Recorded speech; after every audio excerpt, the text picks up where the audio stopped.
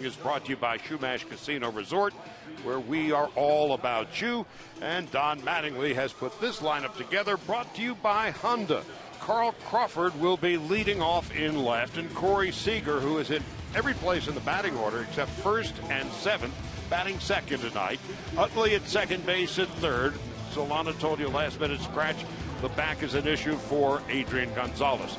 Turner, Ethier, and Grandal in the middle. A.J. Ellis catching. Jock Peterson in center field. Brett Anderson pitching and batting ninth against the 31-year-old right-hander Kyle Kendrick.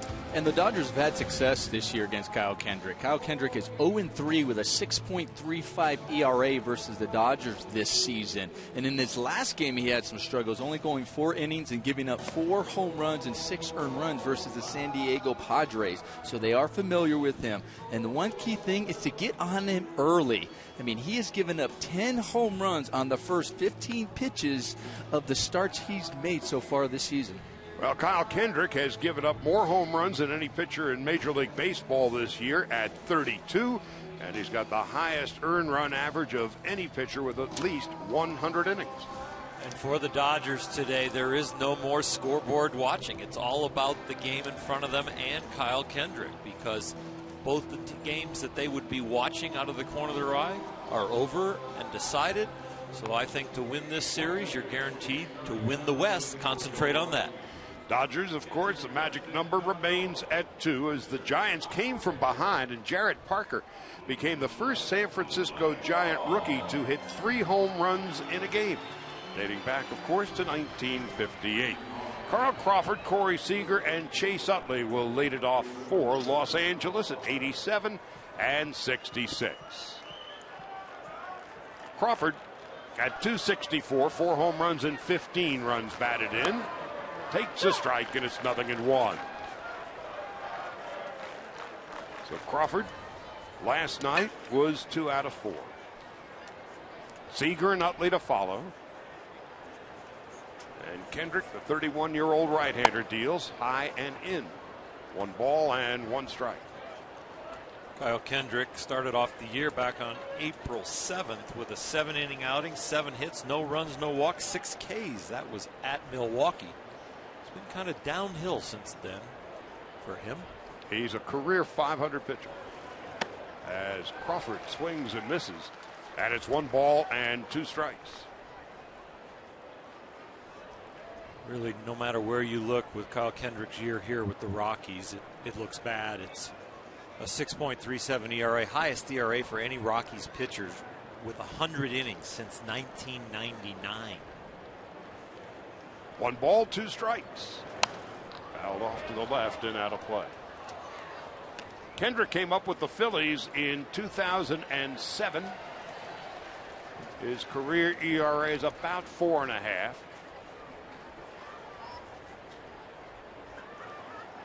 And so the Dodgers with a glorious opportunity to put some runs on the board tonight. 2-2. Like we talked about, I mean, the Dodgers are familiar with Kyle Kendrick, and you know he's going to come at you with a fastball, cutter, curveball, and occasional changeup. And you know, especially we talked about this altitude.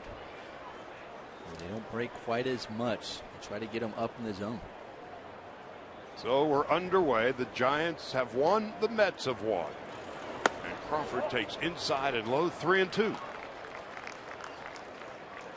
Those home run numbers you mentioned, Charlie, that's only in 25 starts. He spent like 6 weeks on the DL with shoulder inflammation. So he might set some records for number of home runs given up here in Colorado with a short number of starts. Crawford takes a walk, and we're underway. Defensively behind Kyle Kendrick tonight, you figure they're going to be busy. Corey Dickerson in left. Charlie Blackmon has 9 outfield assists in center. Carlos Gonzalez in right. The incomparable Arenado at third. Christian Adames at short. DJ LeMay, who missed last night's game with a bad shoulder, back at second base. Justin Morneau at first. And Dustin Garneau out of Long Beach State is behind the plate. Here's Seager making his 20th start, his 19th at short, at a fly ball down the left field line. It is slicing out of play. Well struck by Seager. and it's 0-1. As we watch Corey Seager move into his big league career, he's starting to become a notorious first ball swinger, first ball hacker. No matter if it's a lefty or a righty on the mound. You'll never have success in the big leagues that way. Said the notorious first ball hitting Nomar Garciaparra. No balls and a strike. Crawford a short lead, and Seager takes inside. 1 ball and 1 strike.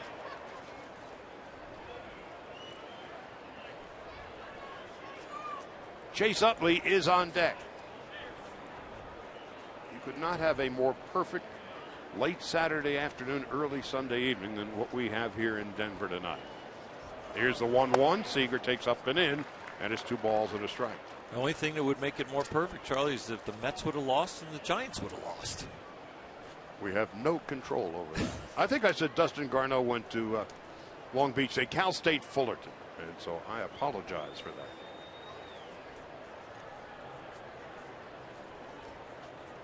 Utley on deck, Turner to follow. Into left, should be an easy play for Dickerson.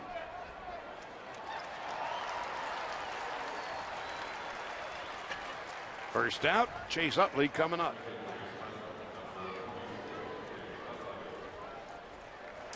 Utley making his 28th start with the Dodgers. .214, 3 home runs, 7 runs batted in. Last night, 2 walks and a double. Before the Gonzalez scratch, Chase was originally slated to be the leadoff hitter tonight, but now in the 3 hole. And Crawford was supposed to bat 6th. So there was some flipping around, and Yasmani Grandal will start at first base tonight. He was supposed to catch. A.J. Ellis was supposed to watch. And it sounds like Gonzalez not going to play tomorrow either. Toss to first base. Crawford has stolen 9 out of 10.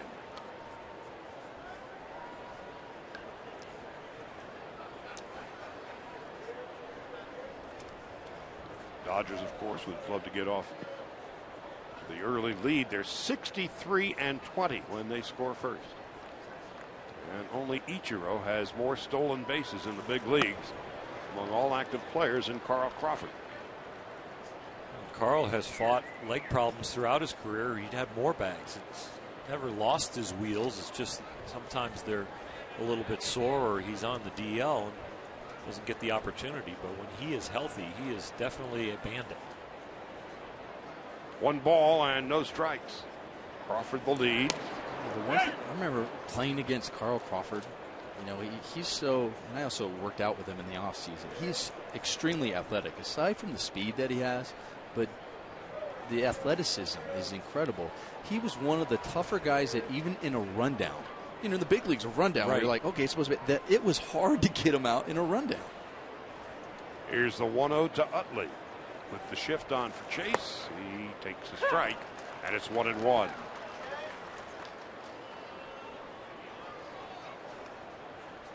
Justin Turner on deck. And we are just underway. Another note about Carl Crawford, stealing 9 out of 10 this year. He stole 60 bases back in 2009 with the Rays, and he's off and running. And he is out from here to Colorado Springs. So Dustin Garneau guns down Crawford, 2nd out of the inning. Cal State Fullerton alum's got a gun. That ball was on a string right here, and see where it lands out there at second base. Carl's got no chance. That is just a perfect throw. It's a perfect throw, and you know, Carl did not get a very good jump over there at first base. So 2 out and nobody on. Garneau 27. Spent a lot of time in the minor leagues to get to this point. Utley. Look at Arenado. Oh, man. Now you know why he's a Gold Glove winner. And he's going to win his 3rd in just a matter of weeks. With the shift on, it did not matter 1 iota to Nolan Arenado.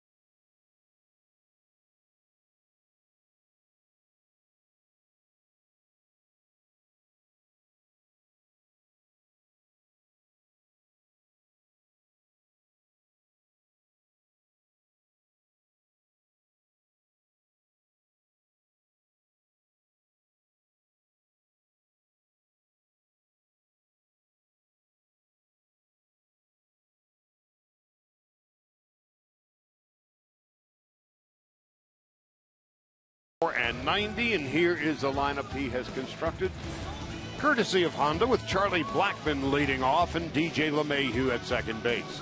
Carlos Gonzalez and Nolan Arenado, the dynamic duo in the middle of the lineup, to be followed by Corey Dickerson, who had 2 stints on the DL this year. Morneau came off the DL not so long ago either with a concussion. Christian Adames at short. Reyes is still out. Garneau is the catcher, and Kyle Kendrick is the pitcher. Brett Anderson's first pitch. Blackmon squares. It's a strike, 0-1. Brett Anderson on the mound, tying a career high in starts. This will be his 30th. He did that back in his rookie year. And the 9-9, he's not a career high in wins yet. That's 11.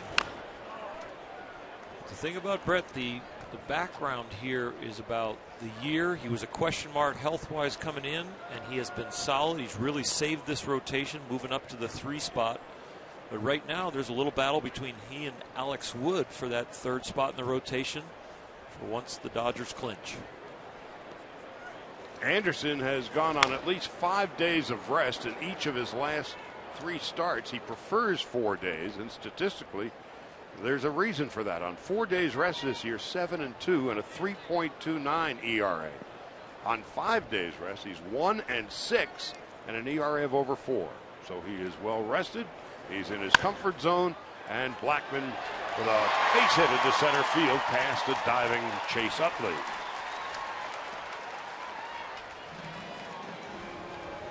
Defensively behind Brett Anderson tonight, in the outfield, Crawford, Peterson, and Ethier.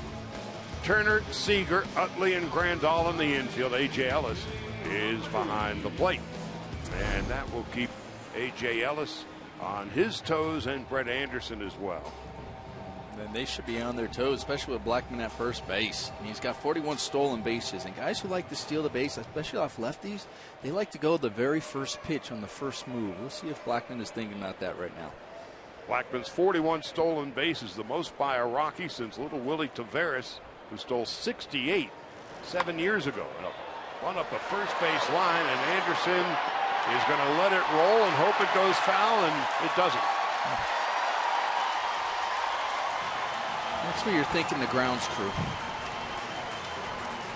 That one right there, you know, oftentimes grounds crew, knowing the team, the type of team that you have, where if they're going to utilize the bunt, where they almost if you notice where the ball was going to go out and then kind of roll back fair there, where they can influence that a little bit by the way they break the ground, by the way they level the ground over there. That stayed right on the line and came right back. So the Rockies all of a sudden have a rally as Carlos Gonzalez steps in. Gonzalez, post All-Star break, 25 home runs. On the year, the 38 ranks him 3rd in the league. Lefty against lefty. Gonzalez, diving stop by Utley. Can he do anything with it? No. And the bases are loaded. Great effort by Chase Utley. Unfortunately, he just couldn't get the ball out of his glove. He realized as his momentum taking him to his right, he thought he had a chance at second base. Just couldn't get a grip. And he thought he might have had it right here. Watch him fumble with it right there. Just couldn't get it out of his glove. It's a very frustrating start for Brett Anderson right here. You have the 3-4 hopper up the middle. Now you got the ball that Chase just was out of his reach, and then that bunt that stayed fair is where you're going to really have to settle down. You're facing a big-time hitter. In Nolan Arenado. Arenado, beside his 39 home runs, 2nd in the National League, and his league-leading 117 runs batted in, 8th in the league with 166 hits. And he fouls it off to the right, and it's 0-1. We've seen the bunt. We saw that bunt by DJ LeMahieu. We saw Charlie Blackmon kind of square around. You see the guys at the top of the line. I'll tell you, if you bunt, that's also on the scouting report on Brett Anderson, is lay one down, put some pressure on him. He doesn't necessarily cover the field and move that swiftly off the mound. Arenado, foul ball. So the Rockies with a big rally here in the first. Bases loaded, nobody out. Brett Anderson, bases loaded, 8 pitches into this. The league has started to really swing early against him. 0-0 count. The league's hit 351 and 0-1 count 329. On 0-2 to Arenado. High and away. As a pitcher, how do you counteract that? Well, you start to see that they're swinging early, so you go to make the pitch not like it's an 0-0 count or an 0-1 count. You start to make it like it's an 0-2 count, even though you're trying to get ahead with that strike. You've got to almost change your reputation that you're going to make tougher pitches early in the count. Dickerson on deck. A 1-2 to Arenado. 2 balls, 2 strikes.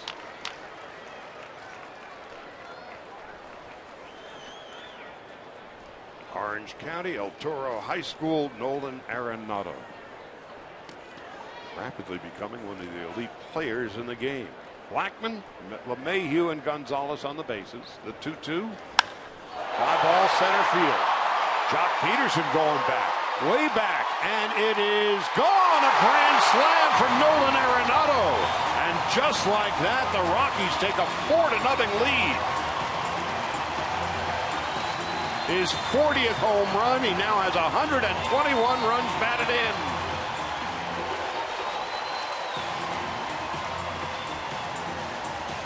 A rocky start for Brett Anderson, but really one swing is why it's a rocky start, and that was by Nolan. This pitch right here in the middle of the plate, tried to get him with a high fastball, set him up, come back with a breaking ball, just missed down and in. Then going to get a sinker for a double play, but left it up. Normally a road warrior, Anderson has one of the best ERAs on the road in the National League at 2.59, but not with that swing. The 18th home run of the season given up by Brett Anderson. Corey Dickerson is the hitter. And now Anderson, who made 8 starts with the Rockies last year, has to regroup and in a hurry. But Corey Dickerson is having none of that. First 5 batters for the Rockies have gotten aboard. And that one was smoked.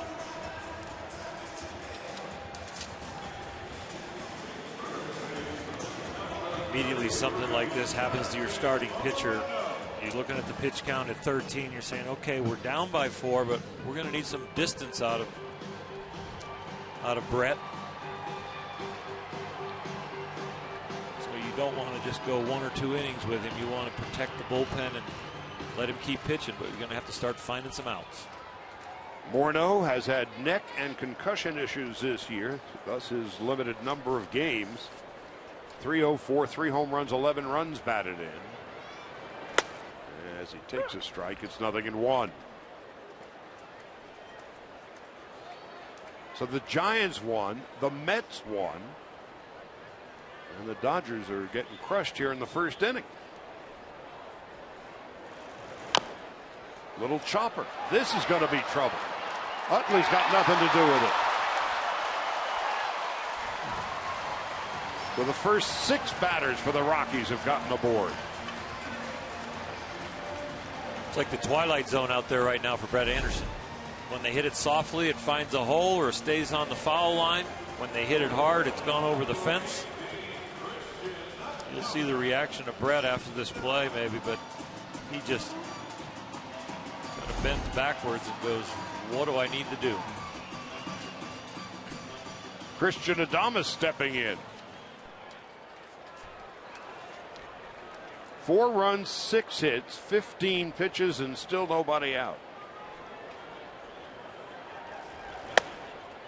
Anderson delivers a strike, and it's 0-1.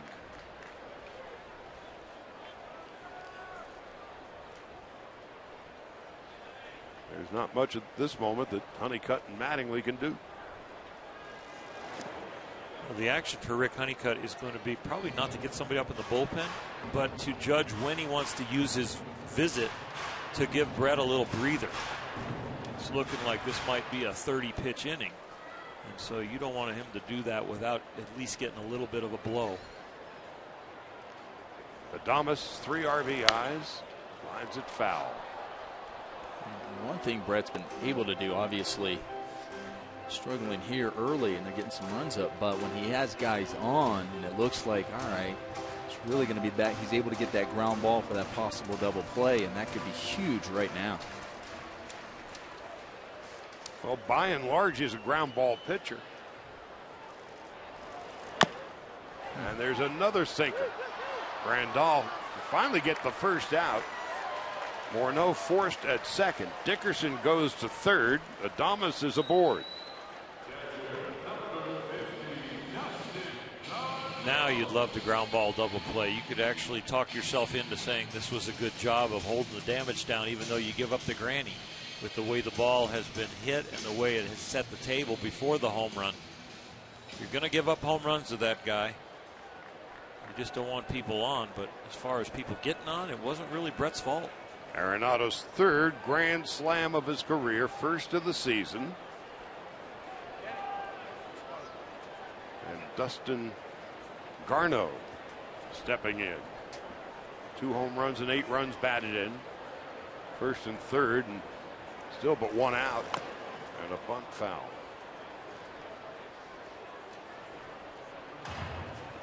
Garneau out of Torrance.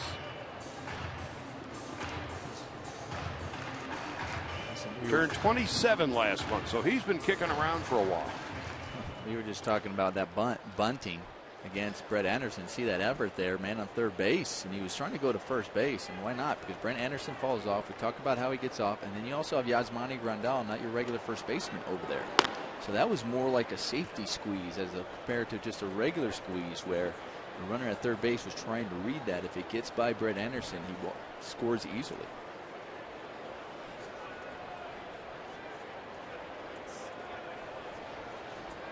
Anderson trying to get out of this mess. Missing high. 1 ball, 1 strike. Garneau's 6 feet, 200 pounds. A 19th round pick back in 2009. And at long last, he finally made it to the major leagues this year.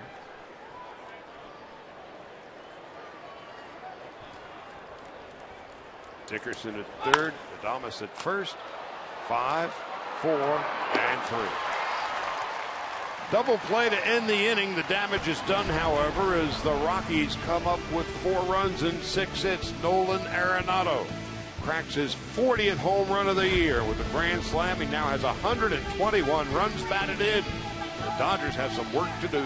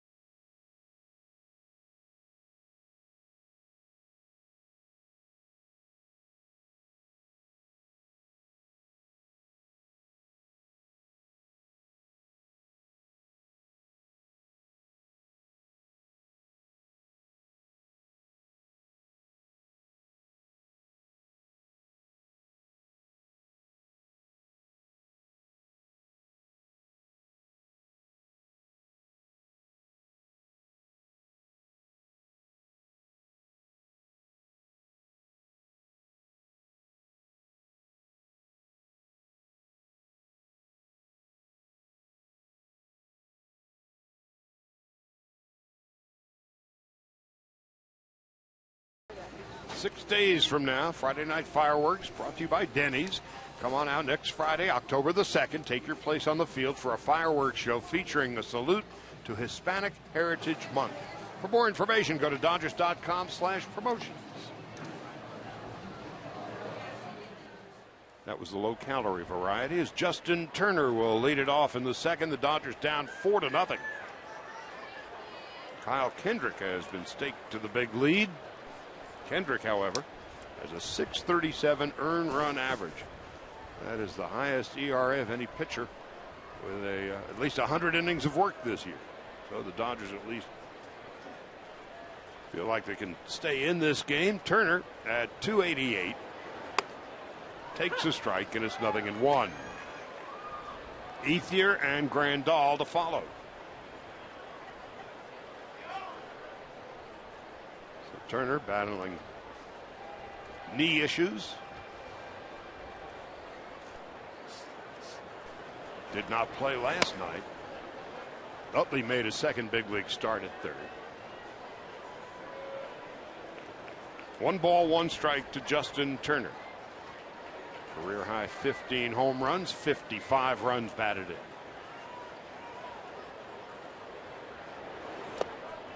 Two and 1.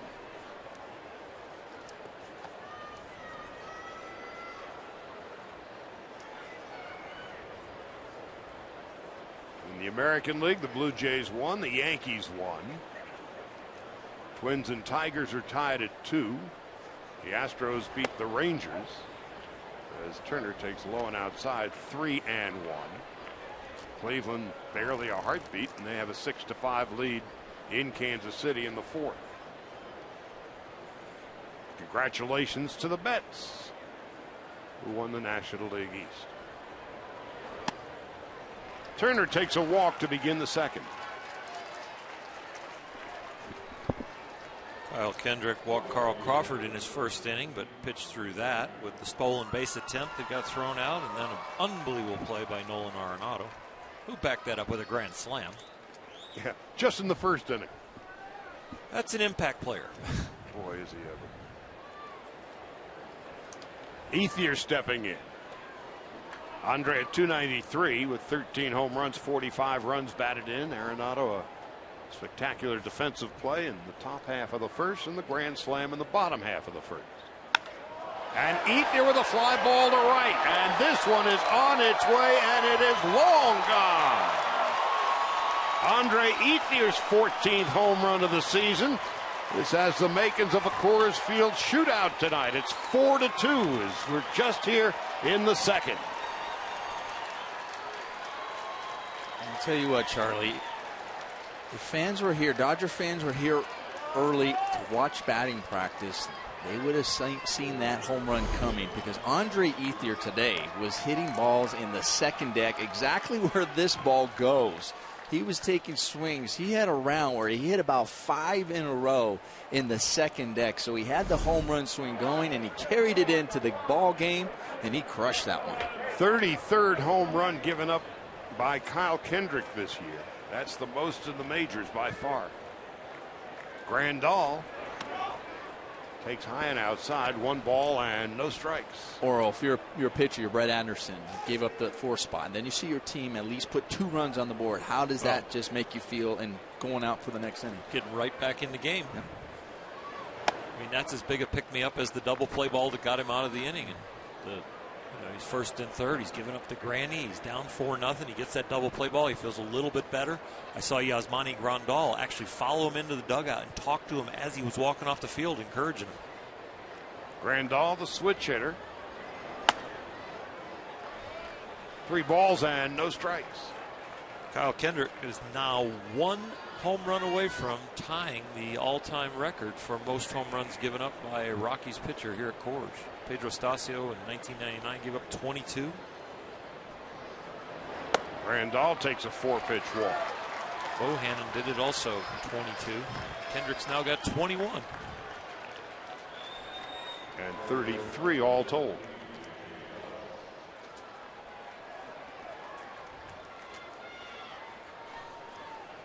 Now pitching coach Steve Foster is going to go out and try to settle the nerves of Kyle Kendrick.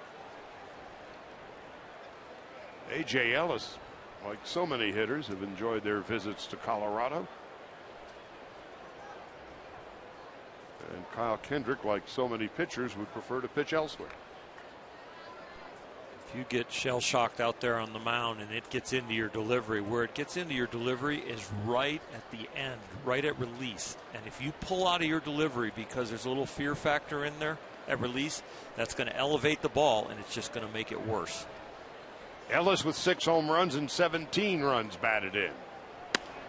Taking a strike, it's 0-1.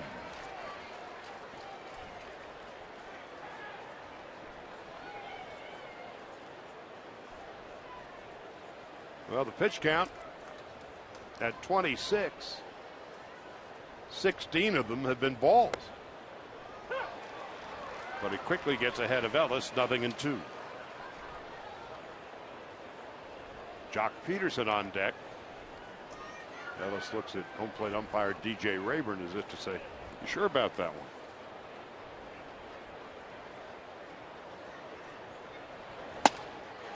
Down on strikes. First strikeout for Kendrick.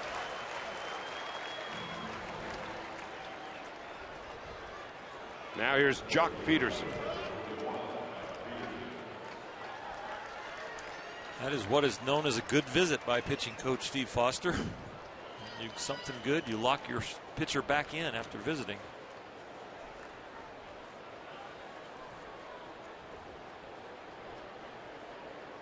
Peterson at Coors Field, 280 on the year, 214 overall.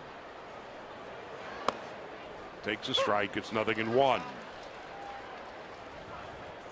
Brett Anderson, not much of a hitter, is on deck.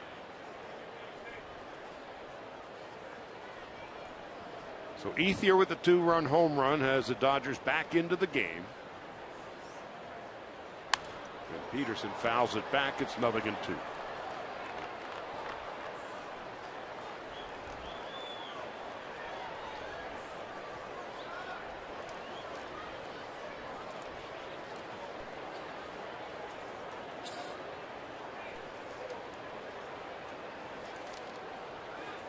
Peterson, 25 home runs on the year, 5 since the All-Star break.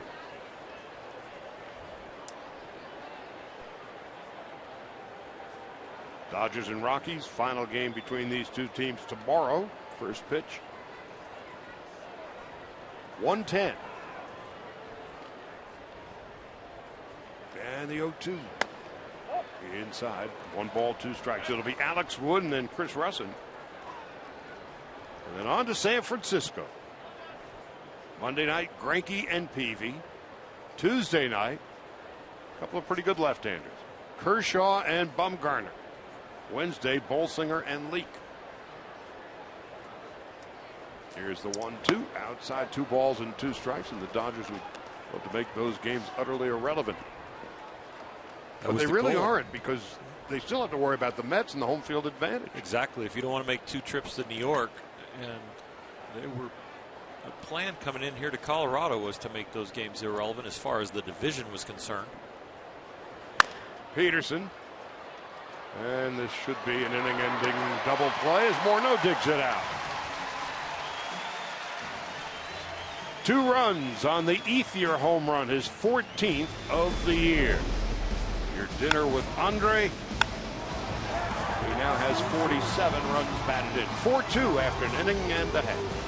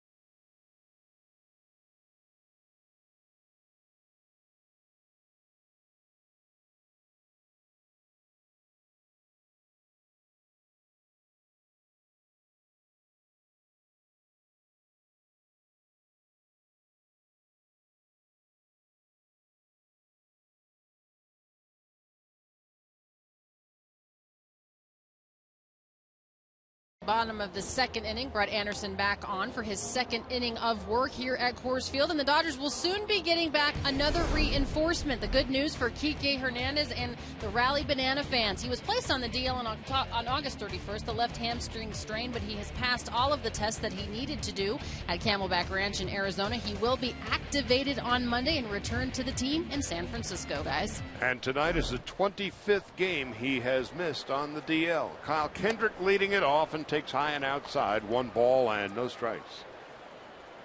Kike Hernandez has been sorely missed.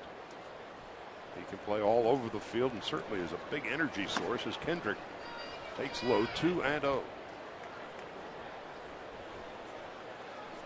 Not likely to see Puig anymore this year. But Kike Hernandez is on his way back. We'll see him on Monday when the Dodgers begin the 4-game series with the Giants in San Francisco. Kendrick 2 for 21 this year. Takes low and inside, 3-1. And when a utility player starts to play a lot of different positions and starts to get more and more at bats because he's being successful offensively, you start to look around it. Little chopper past Anderson. Utley backs him up and throws out Kendrick. Start to look around and see where Kike might be, you know, defensively in all the different positions. Is he going to end up with a weak spot? But he really has shown that he can play well at a lot of different places. Brett Anderson makes a nice play here, and he's seen enough choppers today to frustrate him. With the pitcher running right here, tell you something, he's got plenty of time, makes it into a very routine play. I was a little worried with Brett Anderson right there, but then he was kind of chuckling right there, kind of making I think he's just frustrated with all the choppers already. Well, you'll live with the sinker, and sometimes you die with it. So 1 out, nobody on. Charlie Blackmon stepping in. Blackmon with a single to center in his first at-bat. The Rockies on the grand slam by Arenado in the first. Ethier's 2-run home run in the second, leading it 4-2. Andre Ethier with his 14th home run of the year, and Blackmon bangs one into the right field corner. Blackmon runs very well. He's on his way to second. Now he's on his way to third, and he is going to make it. Charlie Blackmon now with 9 triples.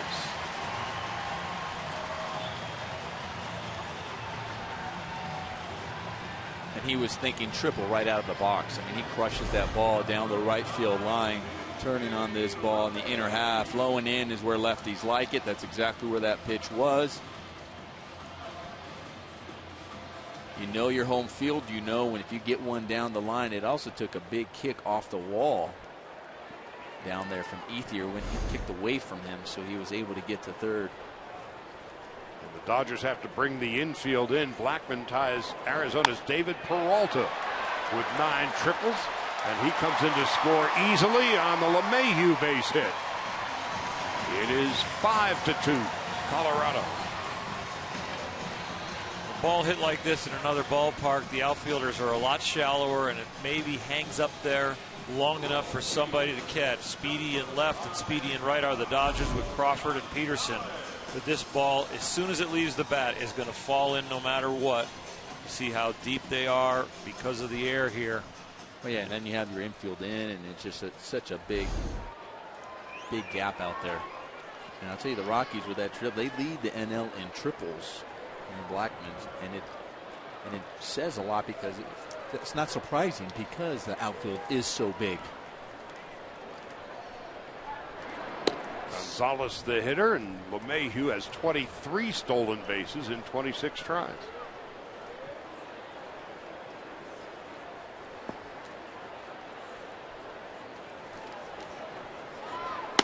Rockies 7-4 winners last night. Already a 5-2 lead with 1 out and 1 on in the second.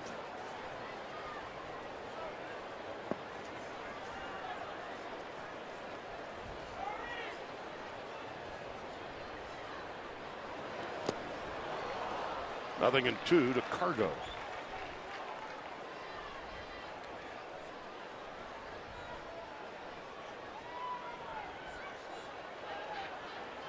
The Rockies now with 47 3 base hits. As Nomar said, that's the most in the National League.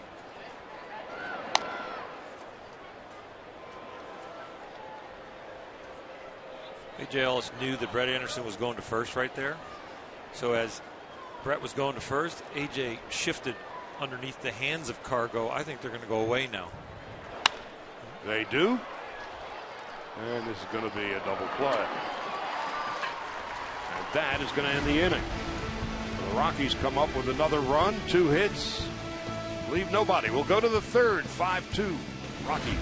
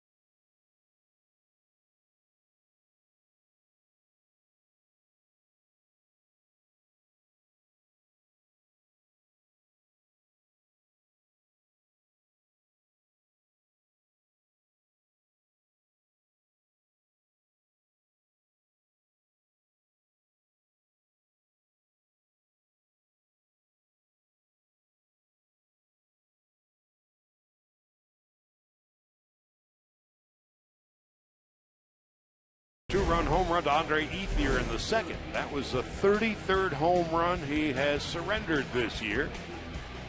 This is a Coors Light cold hard fact of the matter. Ruby De La Rosa. Dodgers feasted on him in 3 starts this year. Dan Herron each have surrendered 31 home runs. And the Padre pair of Kennedy and Shields have given up 30 home runs apiece.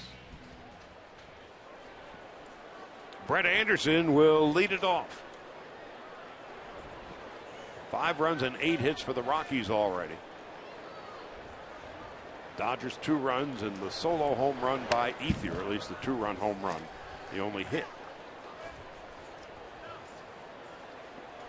Anderson made 8 starts with the Rockies last year. He's 3 for 43. That's how you get to be 070.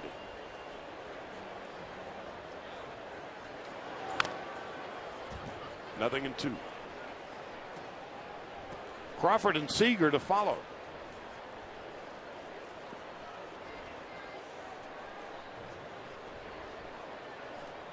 Crawford walked in his first at bat, tried to steal second, was caught.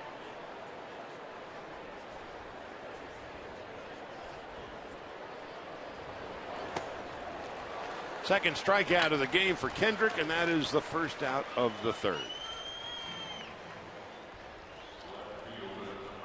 About this time last night, we were telling you about Carlos Martinez, the great young right-hander of the Cardinals, coming out of the game after 7 pitches. At first they said precautionary, which was edited to say done for the year. Made that declaration today. So that's a huge blow to the Cardinals. Carl Crawford into left. Dickerson back and there.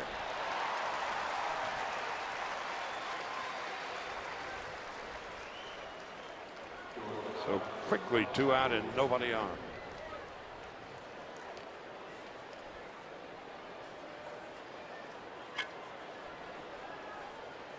Seager flied to reasonably deep left field in his first at bat.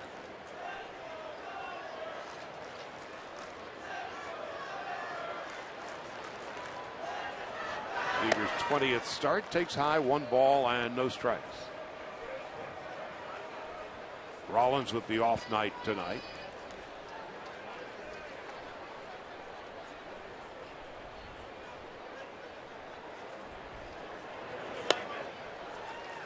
Big rip, 1-1. Young player, first time in Coors Field, knows it's a hitter's park, watching all these home runs from the bench and now getting an opportunity. Something you've got to really be disciplined as a young man. Make sure you stay in and not pull off the ball and think about, okay, well, this is a home run hitter's park. I can really take big swings. Just keep your approach about hitting line drives and let the natural flight carry for you. A 1-2-3 inning for Kyle Kendrick. And after 2.5, 5-2 Rockies.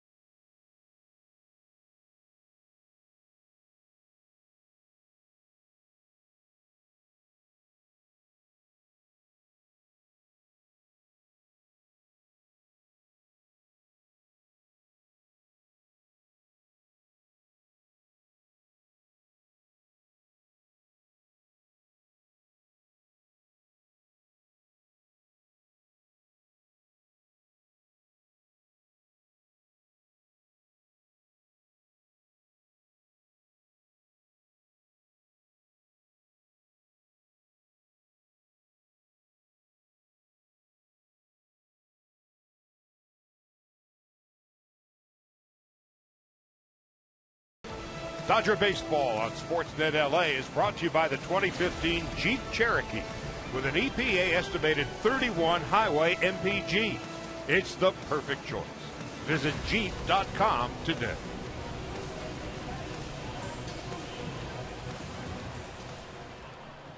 Nolan Arenado, a grand slam, the third of his career, first of the season in the first inning, leading off in the bottom of the third. And the home run by Arenado, his 40th of the year, the first Rocky with 40 home runs since Todd Helton, who had 49 in 2001. Anderson missing outside, 2 balls and no strikes.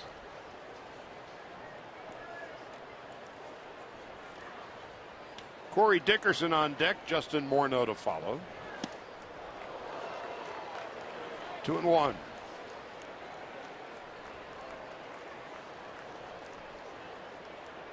So Arenado with 10 home runs this month. He is tied with Bryce Harper for the most. One hop, right at Utley. They finally get Arenado out. And it was hit right on the button to boot. Yeah, get him out, and it wasn't an easy play. And that ball kind of kicked to Utley's right as it came up on him, and he did a good job staying with it. So that was hit hard. That used to be the longest throw in Chase's career other than a relay. Now playing third yesterday. Makes some nice throws from over there. Watch this ball as it comes, how it kicks to his right. And it hits the ground, stays with it. 1 out, nobody on. And Corey Dickerson stepping in. Dickerson followed the Arenado grand slam with a line single to center.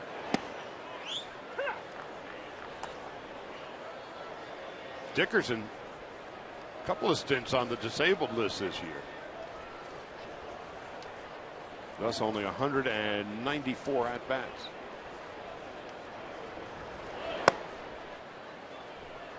One ball and 1 strike.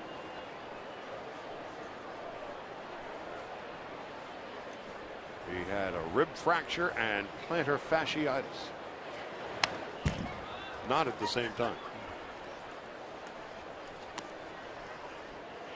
Each one of them painful. I don't know which one I would choose if somebody forced me to have one. Well, you can breathe with a bad foot. Yeah, but then you can't walk. Yeah. 2 balls and 2 strikes.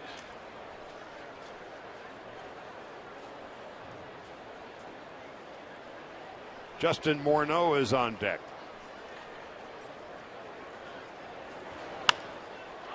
Line into left field for a base hit. Dickerson runs well, and he's on his way to second base as Crawford bobbles it out there. Dickerson 2 for 2.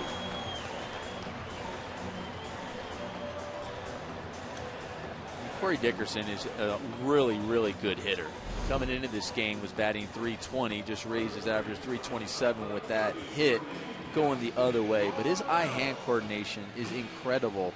And talking to Colorado coaches, they say he's one of the better hitters in the league. They believe at some point in his career he will win a batting title because they believe he's that good at the plate. Single and a double tonight. Morneau steps in. High and away, 1 ball, no strike. So it goes as a straight double for Dickerson. He was on his way to second base even before Crawford bobbled it out there. Morneau with an infield hit in his first at-bat. He's had all sorts of health issues this year. Bad neck, concussion. And this is just his 149th at-bat.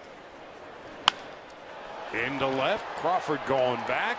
Over his head, can't get it. Dickerson will score, and Morneau will arrive at second base with a double. It is now 6-2 Colorado.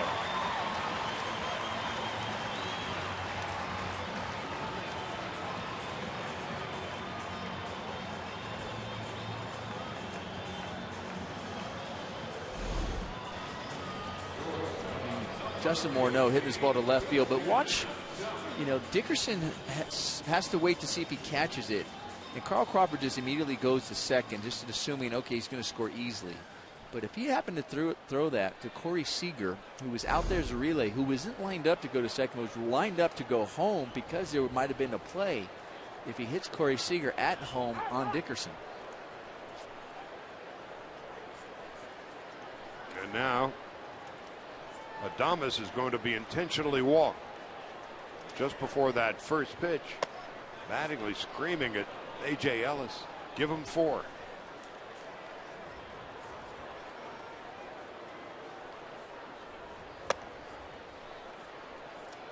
Over the years, the Dodgers have enjoyed coming to Colorado. Last year, won 6 of 10 here, 13-6 against the Rockies. This year, 11-6 against the Rocks.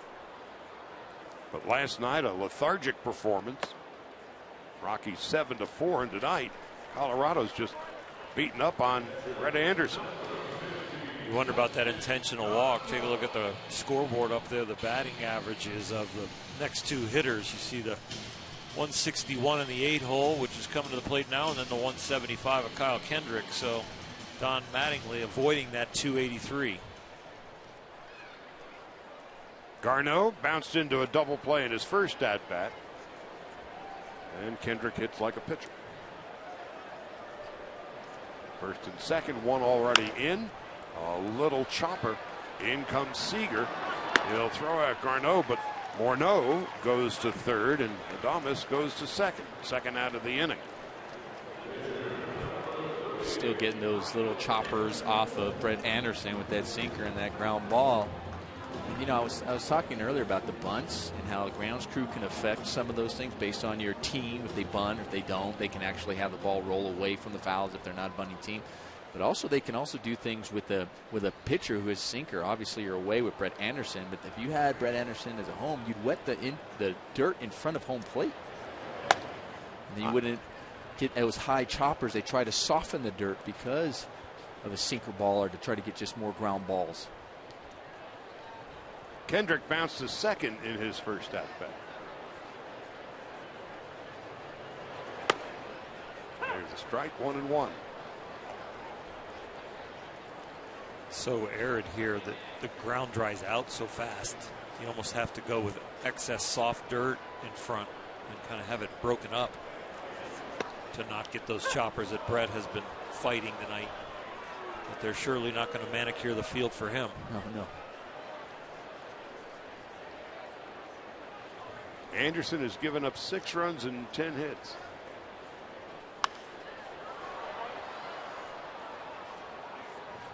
And so while he's killed a few worms along the way, he's given up a home run, 2 doubles, and a triple. And a couple of line drive base hits as well. Second and third, 2 out. Morneau at third and Adames at second. And it's slowly hit to Grandal. Bobbles and finally picks it up and gets Kendrick at first. So the Rockies come up with another run. 2 hits, leave 2. We go to the fourth. They lead it 6-2. It's there somewhere.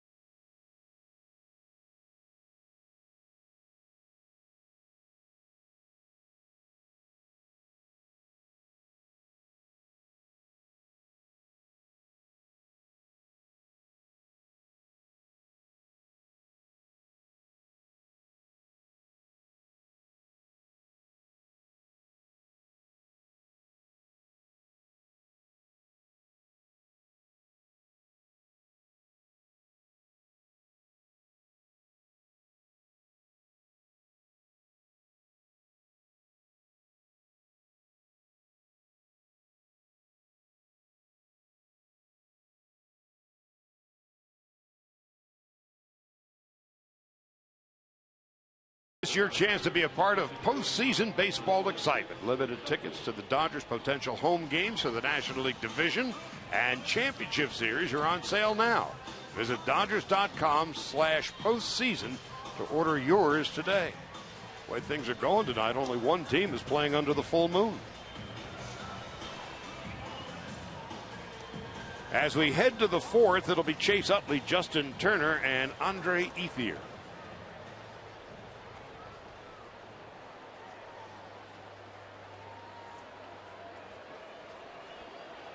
Now remember, the Giants won today, the Mets won today. As there's Rollins and Kendrick on the bench. It's Mike Bolsinger behind them. And the newcomer, Ronald Torreyes. With Kendrick having made the last out, just a little extra time to get warm and ready for the fourth.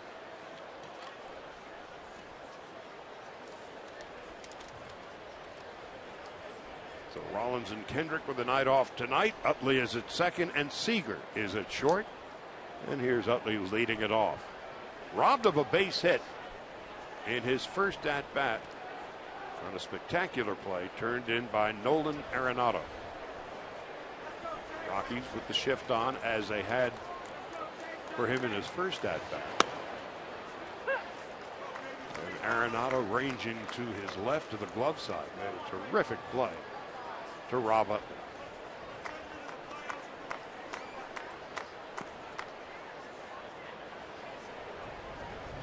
No balls and a strike to Utley, who takes inside. Here's the Arco top tier play, and this is why. He had a long way to go. Spin, throw, and a perfect strike.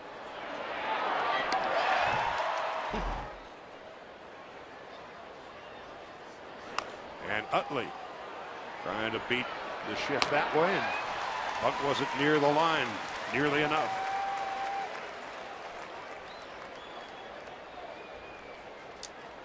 Trying to push it by Kendrick. Yeah, Arenado on pitch before, he was actually closer to third base. It wasn't quite as shifted because playing for the bunt. But after he got one strike, that's when he started moving over. Utley recognized that and was like, okay, you're going to give me more room over there. And the key, obviously, was to try to get it by the pitcher. If he gets it by the pitcher, I mean, that's a base hit easily. And it's not a bad idea if they're going to go over there the shift. You're leading off the inning. You need base runners right now. You would move to the left or the right for any given hitter during your playing days. But were there any shifts at all? Yeah, we would play some shifts, but not quite as often. And I didn't really like them as far because it was just such a different look. I mean, I remember going to my manager and saying, listen, if we're going to do it more often, please let me know so I can at least practice it and try to get some look during batting practice to go over that. But yeah, not nearly as many as we see now. And pitching, Oral. I didn't like them at all behind me. I thought it changed my whole pitch selection.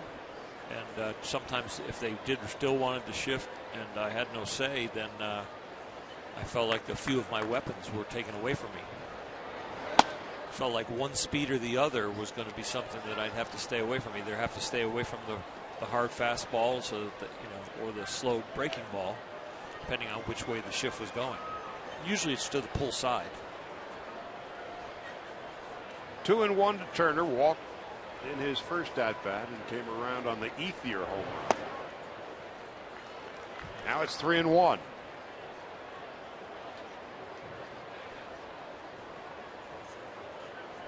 So now these days, when you've got three defenders on either the left side or the right side, what used to be a reasonably simple 4-6-3 double play or a 3-6-3 double play, and there's a base hit for Turner, becomes a much more complicated situation. And the Pirate shortstop Gung had his knee taken out. Yes, that's what we talked about practicing. And the shift, and I said, I didn't like it. It was difficult because you're not used to it, and it's just odd because people are out of their position, and it is even worse when there's men on and there is that possible double play. Remember, as a shortstop going over, I'm going, okay, ball hit to third baseman, I got to be there. Ball hit to the first baseman, I got to be there. That's a different angle, different throw. So a lot going on. And here's exactly what we're talking about. You see that shift over there with the shortstop, third baseman, man on first. And Andre Ethier, the hitter, takes low, 1 ball, no strikes. Ethier in his first at bat cracked his 14th home run of the year following that leadoff walk to Turner in the second.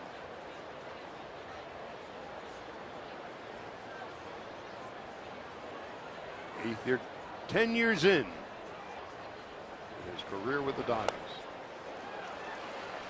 And in the second inning, there wasn't much doubt about this one. Into the second deck.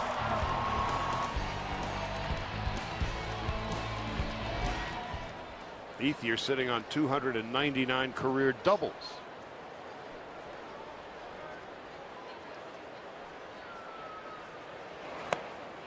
And it's 1-2.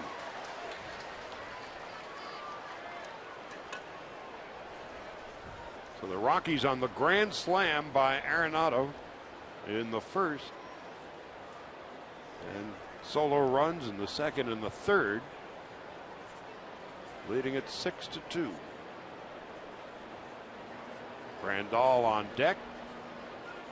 Short lead for Turner at first.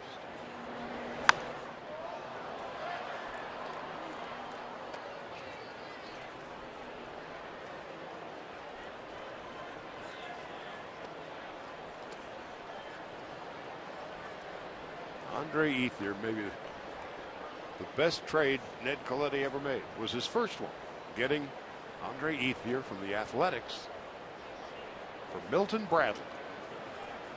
Here's the 1-2 to first. Morneau does not step on the bag, so it's got to be a throw back, and it still works out. 3-6-3, and the inning is over. No runs and 1 base hit. And that will do it. There's 1. And there's 2. That's going to do it. We go to the bottom of the 4th, and it is 6-2 Colorado.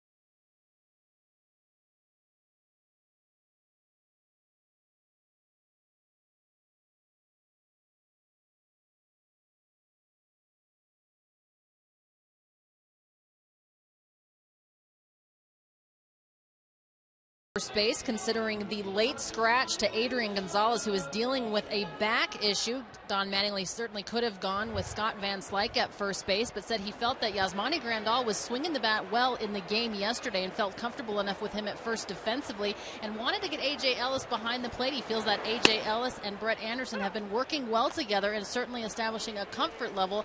So that's why Yasmani is at first and A.J. is behind the dish, guys. And Charlie Blackmon, who's 2 for 2 tonight and 2 runs scored. 1 ball and 1 strike.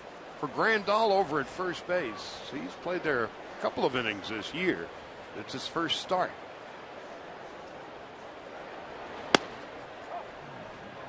And you heard Alana talking about A.J. Ellis behind the plate with regards to Grandal. I mean, Brett Anderson's ERA between the two is at 2.74 with A.J. behind the plate and 4.1 when he's throwing to Grandal behind the plate.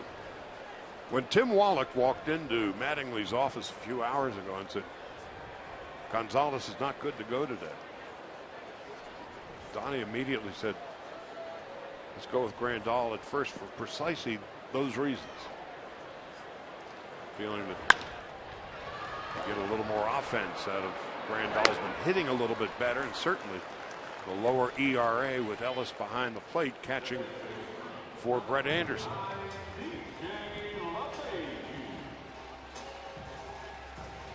Think about Grandal swinging the bat better. They had him in the game when Adrian was in there, but they want to keep him in that rhythm. And you can't stay in the rhythm if you're on the bench. Grandal in his last at bat last night. Line 1 to right. And again, he has been battling a bad shoulder for about a month. The luxury of September call-ups, because you would not see this if it wasn't September and you had Austin Barnes on the bench, another catcher. Rarely would you see 2 catchers out there starting. Call-ups plus an 8-game lead. Yep. And a magic number of 2. The Giants won today. Rookie Jared Parker became the first San Francisco Giant rookie to hit 3 home runs in a game. Coming from behind and beat the Athletics 14-10.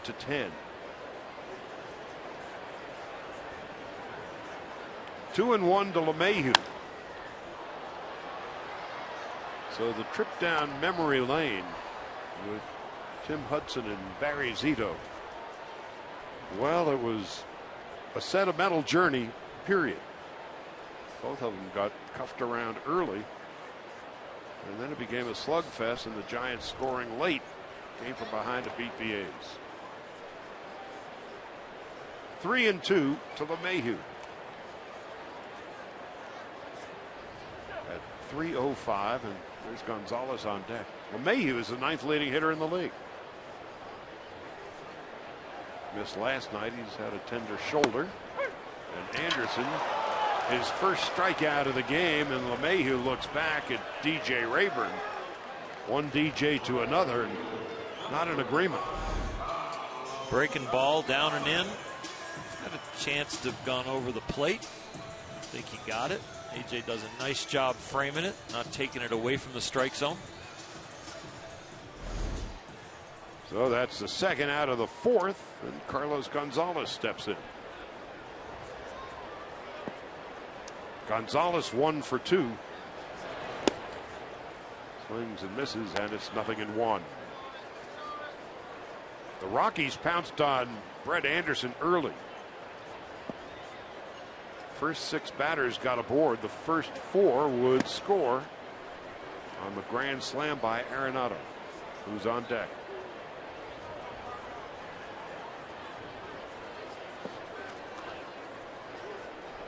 Gonzalez 1 for 2, swings and misses, and is 1-2. And this is one of those Coors Field games also where there are so many runs usually pounded out by the 2 teams that even though you give up 4 in the first and 1 in the second, 1 in the third, 6 runs is not insurmountable here. Comebacker. And Anderson has it. And at long last, the first clean inning for Brett Anderson. Nothing across for the Rockies. When we come back for the fifth, Grandal, Ellis, and Peterson will be coming up.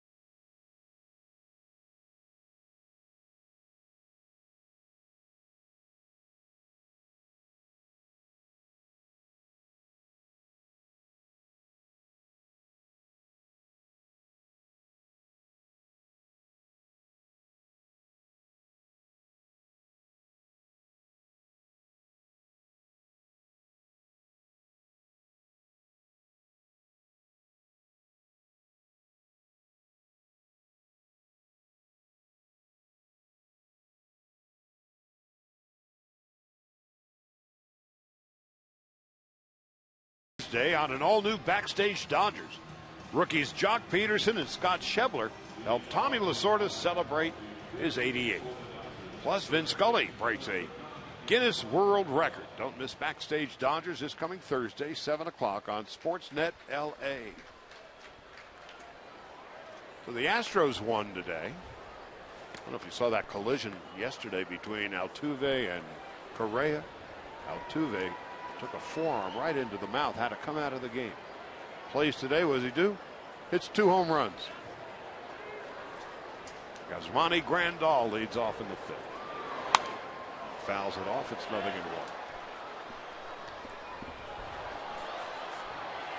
Mariners and Angels underway in Anaheim.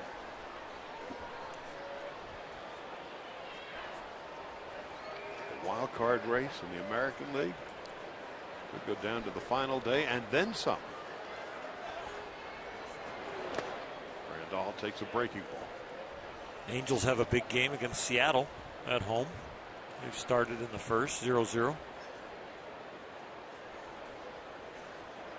Quite a pitching matchup tonight. King Felix and Andrew Heaney. 1-1. 2-1 to Grandal. Walked in his first at bat.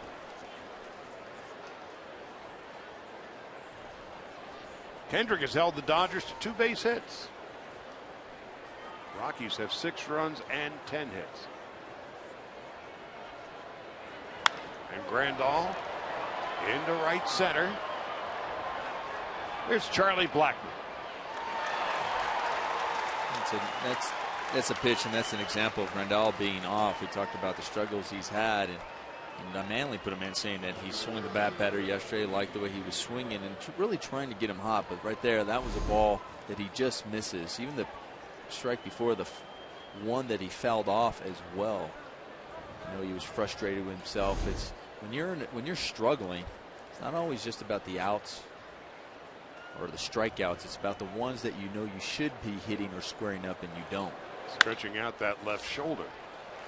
Now Ellis has found a gap, and AJ is on his way to second base. A 1-out double for Ellis, his 9th 2-base hit of the year. Remember the days when AJ would take. Now that he's getting more and more confident as a swing, when he gets an early pitch in the count that he likes, he's cutting it loose. And that was a great swing. Ellis, since the middle of June, so we're looking at July, August, September, 3 months, is probably per at bat putting the ball into play more solidly than at any time in his career. And for the Dodgers tonight, Ellis at second base, He's their first runner in scoring position. Peterson takes low, 1 ball and no strikes.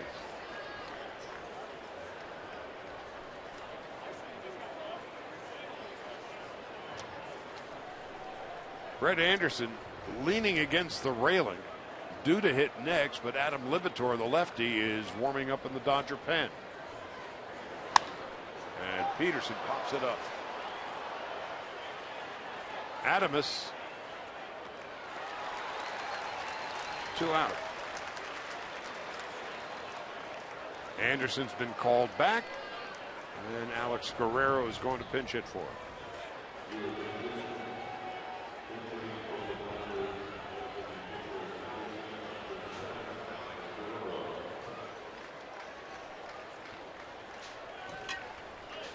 Guerrero, of course, on June the 2nd, that big grand slam right here. Down to the final strike. Dodgers came from behind and beat the Rockies. He's got 11 home runs on the year, and 3 of them as a pinch hitter. Ellis leads from second. Guerrero. It's it past Ron Rennick. Rafael Betancourt gave up that big grand slam, and Blackman missed it by yay much. Betancourt would retire about a month later.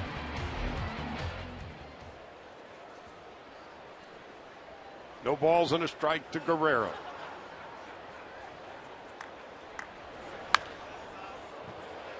It's like he's aiming at Rennicky. Glad Ron's got the helmet on down there. Both he and Davey wearing them. Well, that is now a must in Major League Baseball. So a rugged outing for Anderson tonight.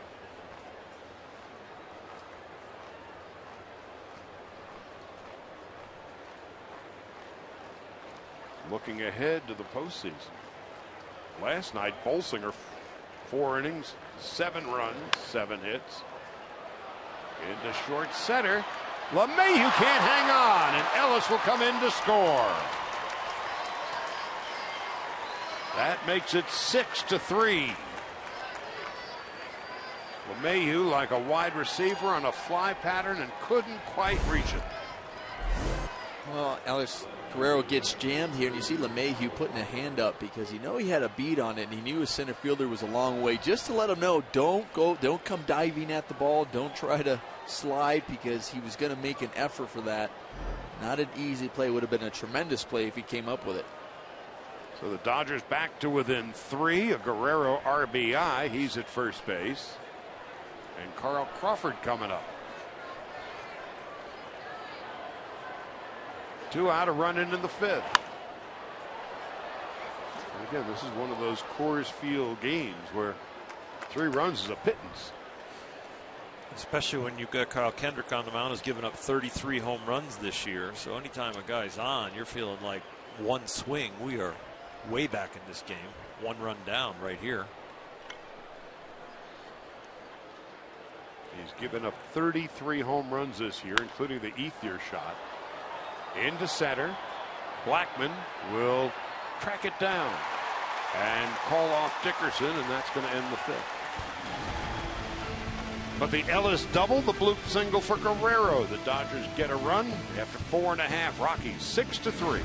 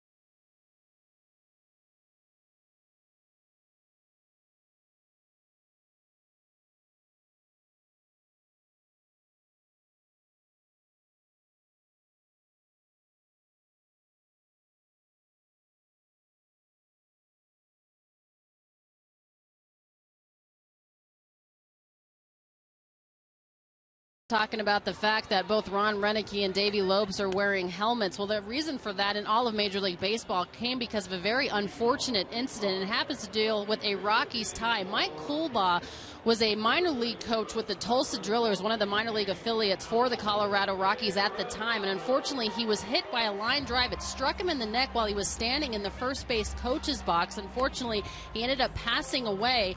And in 2007, in November of 2007, Major League Baseball general managers decided that base coaches would wear helmets starting in the 2008 season.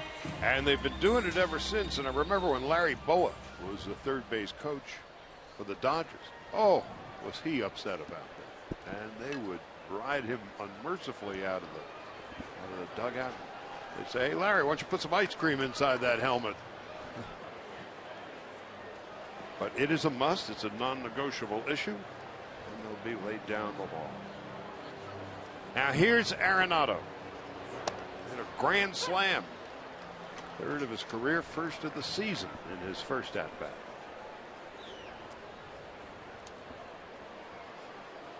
What a year. And he's likely to win his third consecutive Gold Glove. If he doesn't, there should be an investigation. In his rookie year, when he won the Gold Glove, here's the grand slam. There is no doubt about it. Anderson giving up his 18th home run of the season. The 1-1 outside low, 2-1. When Arenado won the Gold Glove 2 years ago in his rookie year, a lot of Dodger folk, a lot of folk around Major League Baseball said, how do you give it to a rookie? And that year, Juan Uribe, and the Dodger third baseman, was having a sensational season. Lipitor now on in relief. And we got to see why Arenado won it then, last year, and in all likelihood this year, and it looks like it's going to be his award for a while. 2-1 as Lipitor misses high and outside. 3-1. Who are the best fielders you've seen, Nomar? And I don't mean Nolan, of course. Besides Nolan. Yeah. Omar Vizquel. Yeah. Robbie Alomar. Those guys, when they were together, wow. 1,000,000 miles in the air. And who's going to take charge? Peterson will.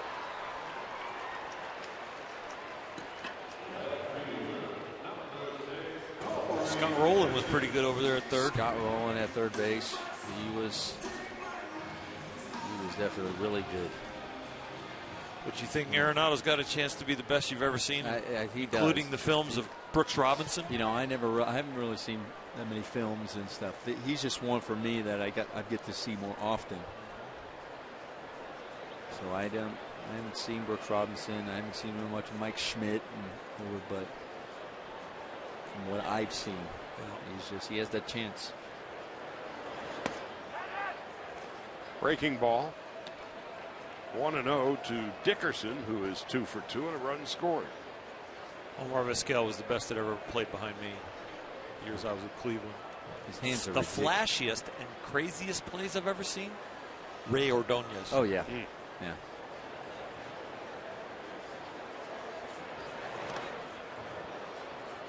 One ball and one strike to Dickerson.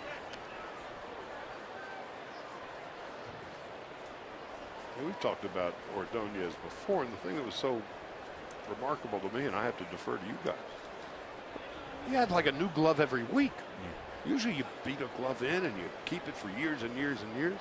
And his was straight out of the box. You'd find a Met blue glove or a Met orange glove and just like the color and just go use it. He didn't care what the glove was. He could field with it. There were times where he doesn't need a glove with those hands. It was like it was just. If a routine ball was hit to him, that's when he made his errors. He never made an error on a hard play. Must have been bored as soon as the ball's hit right to him or something. Just okay, whatever. Justin Turner's glove is beaten to a pulp. Down on strikes is Dickerson, and that's the second out of the fifth.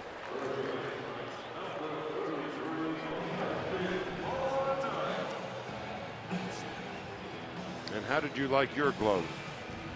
No more? I only used that short. I think I only went through 2 gloves. I only used 2 gloves the entire time I played shortstop. Walt Weiss only, I think, used 1. His nickname of his glove was The Thing.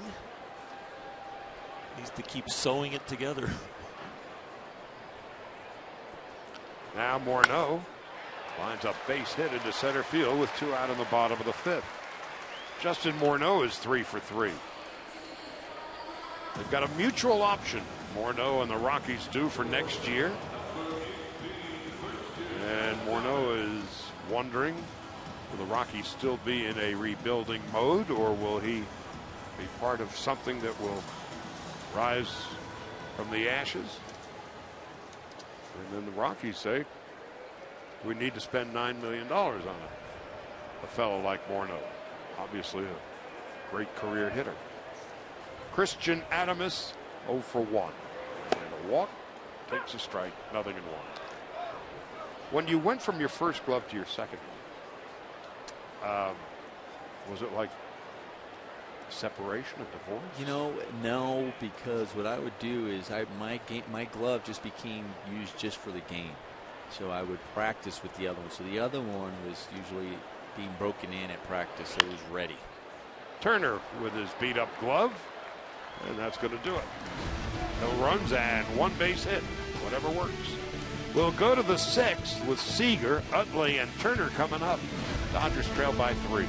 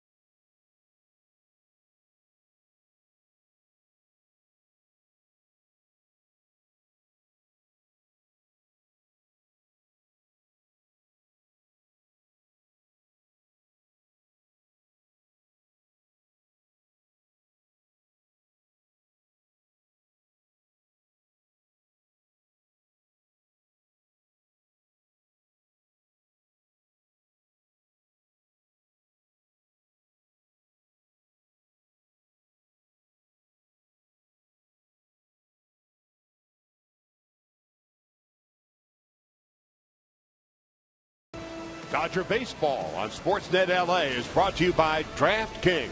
Play daily fantasy baseball for free on DraftKings.com. Use promo code BLUECREW for free entry. Bon appetit. We go to the 6th. Seager, Utley, and Turner will bat. All low calorie to be sure.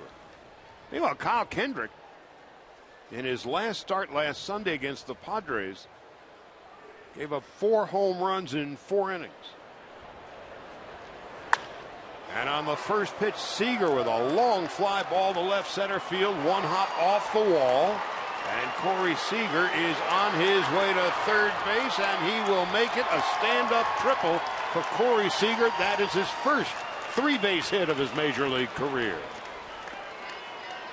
Nomar, that makes him 19 for 19 in starts as far as reaching base. 19 consecutive starts reaching base, and like also jumping on that very first pitch, being ready right when you step in the box, driving it the other way. Talked about what's been impressive about Corey Seager. As for me, it's that it's just not one way. He's not always looking to pull the ball. He will use the entire field. Perfect example, going into the left center gap and getting to third easily.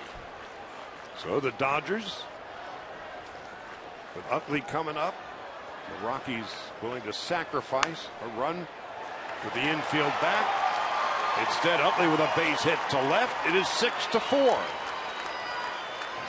For Chase Utley, his 8th run batted in since coming to the Dodgers.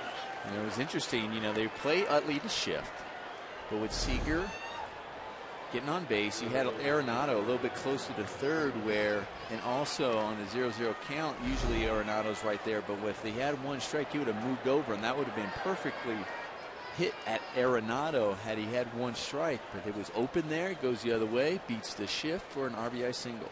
And so Steve Foster's going to go out and have a chat with Kyle Kendrick. So it's 19 consecutive starts right out of the box for his young career, Corey Seager, in which he's had at least one base hit. The Dodger record belongs to Junior Gilliam back in 1953, his first 24 games. He got on base. And so Seager is doing pretty near everything right. Justin Turner stepping in, and Turner's a tying run at the plate. Turner has walked, scored a run, and singled to left.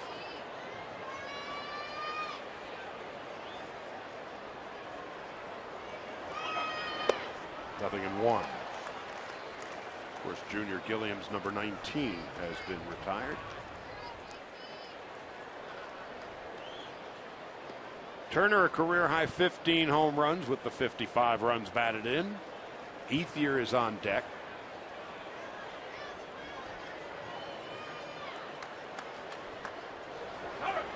Turner drills one to left. And that's going to go over the head of Blackman to the wall. Utley rounding third. He'll come home without a throw. A stand-up double for Turner. And the Dodgers are to within one. It's 6-5.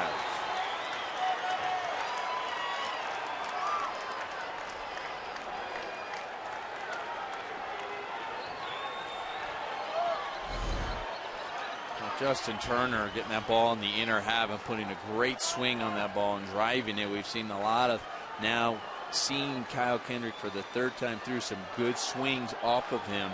And I really like the way Chase Utley at first base, he recognized it. He had such a great jump right off of first base, knowing that that was going to be hit over the left fielder's head and in the gap, that nobody was going to catch that, and scoring from first. Brooks Brown warming in the Colorado bullpen. Ethier stepping in. Turner at second base is the tying run.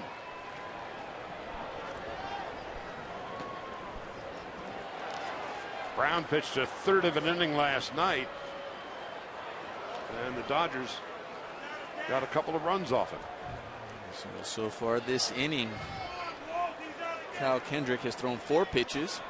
Dodgers have swung 4 times, and they've had a triple, single, and a double. And he'll not throw any more. Walt Weiss is coming to get him. The Dodgers have moved to within 1. And Turner is at second base as the tying run. 6-5. We're going to take a break here.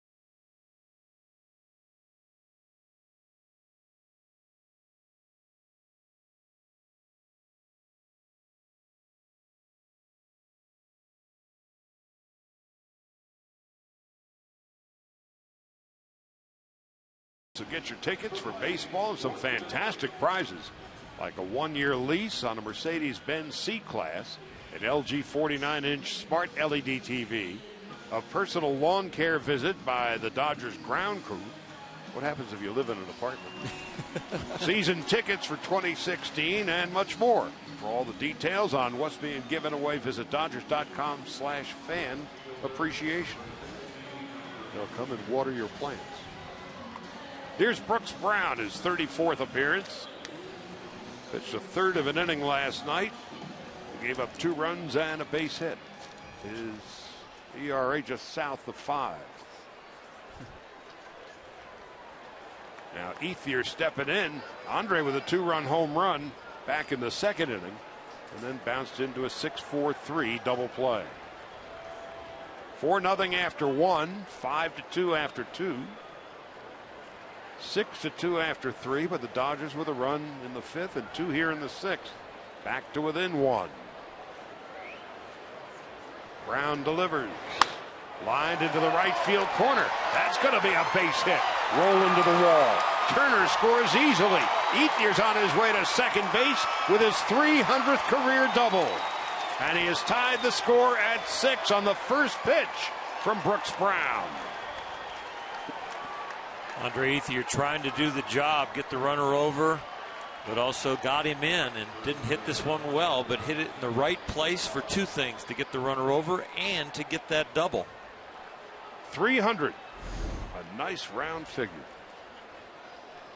We talked about his batting practice early on, and he was just hitting the ball well and far. He said, yeah, he might have got this one off the end of the bat, but it was also good placement.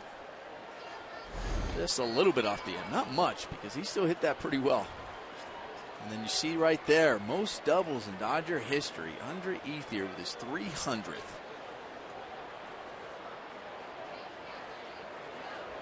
Yasmani Grandal and the Dodgers have pulled all even. And Grandal takes under the knees. 1 ball, no strikes. The Dodgers now 3 for 4 tonight, hitting with runners in scoring position, which is quite a turnaround since June 27th. The Dodgers as a group hitting .223 with runners in scoring position, ranking 30th in the big leagues, but tonight they have come up big. And Brett Anderson, for one, is breathing a sigh of relief. He has been removed from the losing side of the ledger. Don Mattingly and his bench coach Tim Wallach right next to him. 2 balls and 1 strike to Grandal. We know how these games can go here in Colorado. We always say there is no lead that's ever safe here in Colorado. I know they can be some high-scoring games, but at the same time, Dodgers have done a good job so far to get back into this game and tie this game up. They've got 8 hits. The Rockies have 11. And Grandal, sky-high fly to left.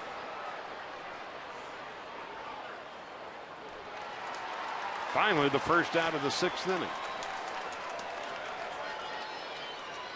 What is poor Walt Weiss supposed to do? His team has scored more runs than anybody in the league.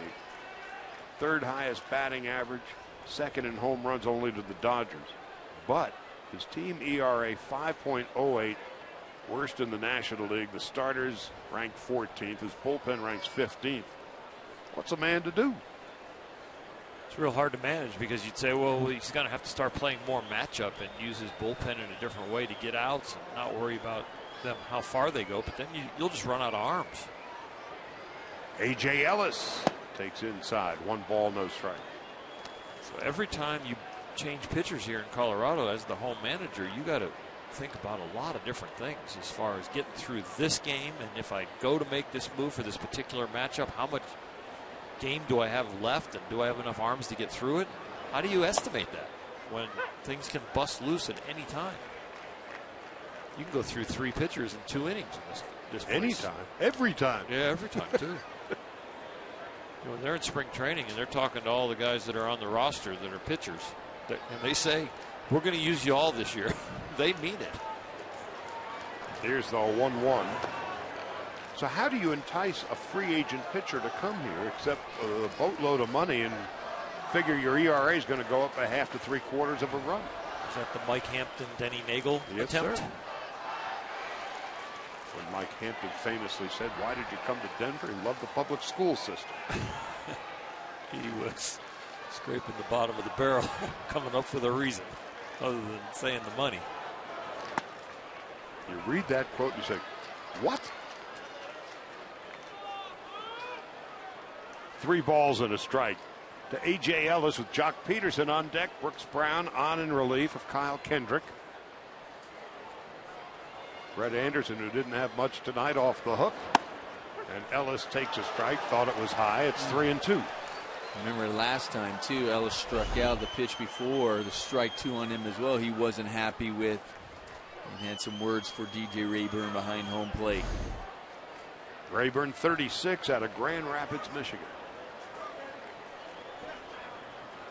They play Ellis in the outfield as if he was a left-handed pull hitter. On 3-2, chop foul.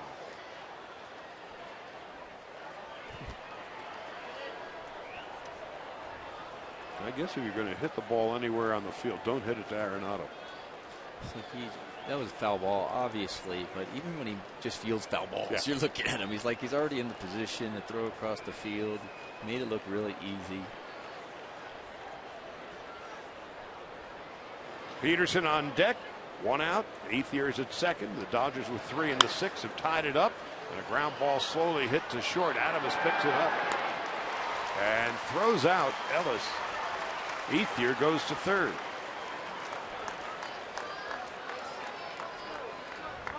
Adams made that play a little bit like Tulowitzki.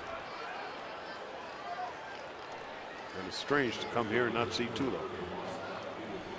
You see Tulo because when he goes down for it, see how he just kind of bends at the waist, and he was kind of tall, wasn't really much bend in the knees. Tulo often looked like that because Tulo was so tall when he went down there. He had such long legs, and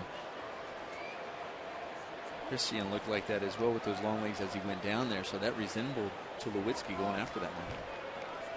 So Jock Peterson with the shift on. Ethier the lead run at third. So quite an inning for the Dodgers. 3 runs, 4 hits. They pulled all even. Brooks Brown on in relief of Kyle Kendrick.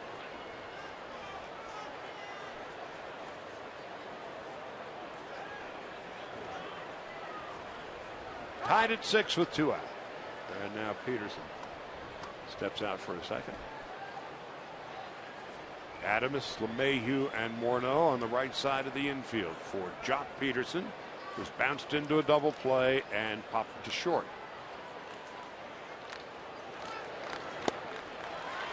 One ball, 1 strike.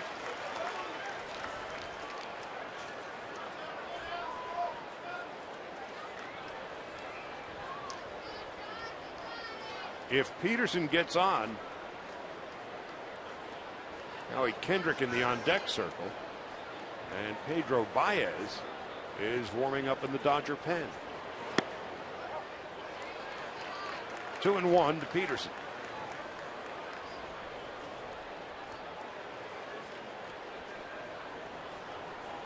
There's a hard throwing right-hander.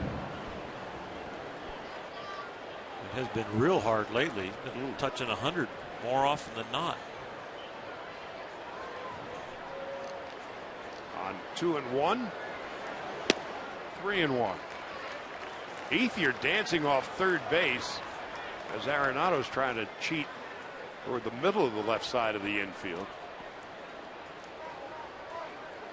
That's one way to adjust the shift. If you can be a runner over there that needs to have attention paid to you, you don't allow Arenado to stay where he wants to. 3 balls and 2 strikes.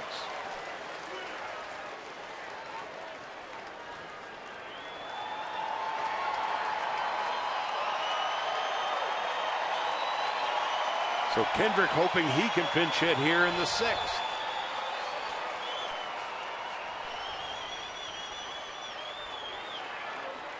Outfield is deep, especially Gonzalez in right.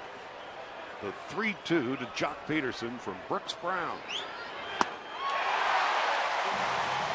Well, the Dodgers put on an offensive display in the top half of the 6th. It began with Corey Seager's triple, Chase Utley's single, Justin Turner's double, and Andre Ethier's 300th career two-base hit.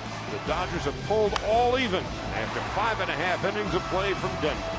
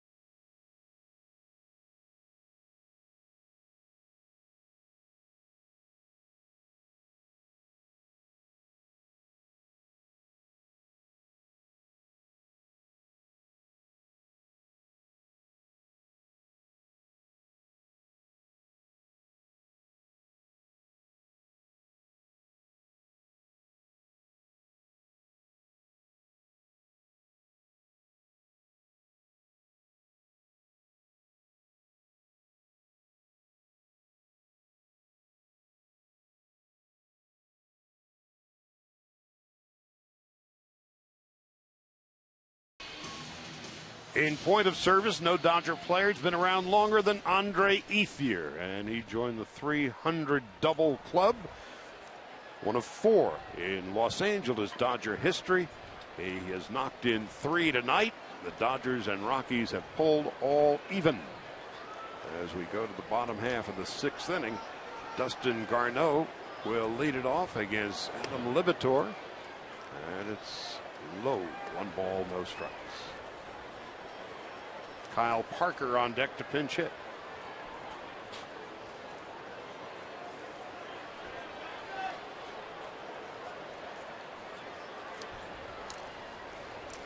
Garneau has bounced into a double play. He's also bounced to short. He fouls it off to the right.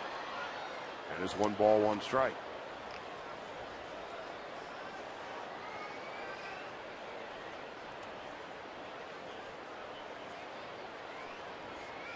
Tom Murphy was the starting catcher last night for the Rockies. We also have Willian Rosario. Garneau has a couple of big league home runs. He swings and misses. And it's 1-2.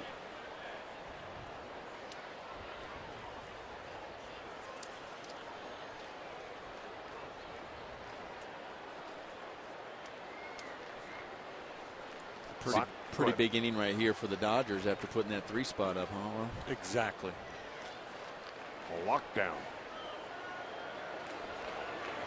The interesting part about this ballpark is once the starters are gone and the guys that have really been beat up by the Colorado effect, now the relievers are coming in with a fresh start to every hitter, and the score is tied. So it kind of starts to feel like a regular game again, where the managers really can go batter for batter, situation for situation.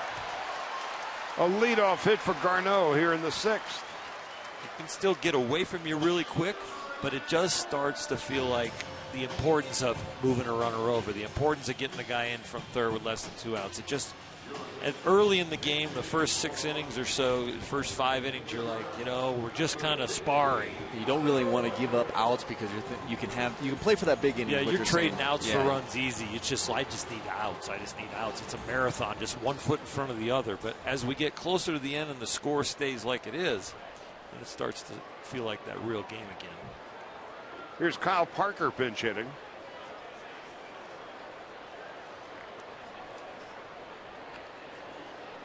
For Brooks Brown. To short. Seager. Utley.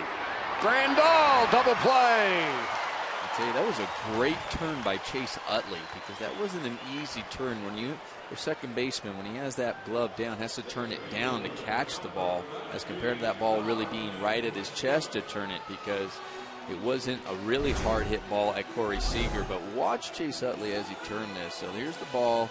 Corey Seager releasing it here. You see how he hits low, and to be able to have that low to catch it and then turn it to complete the double play was a great play and worthy of a Morongo slow-mo cam. Everything about the play was quick and precise. From Seager picking it up, throwing in one motion, and then Utley with the pivot and the throw. 2 out, nobody on. And the Orioles you were talking about, now it's an inning-to-inning battle as opposed to a 9-inning game. And to erase the leadoff hitter with that double play is a big deal.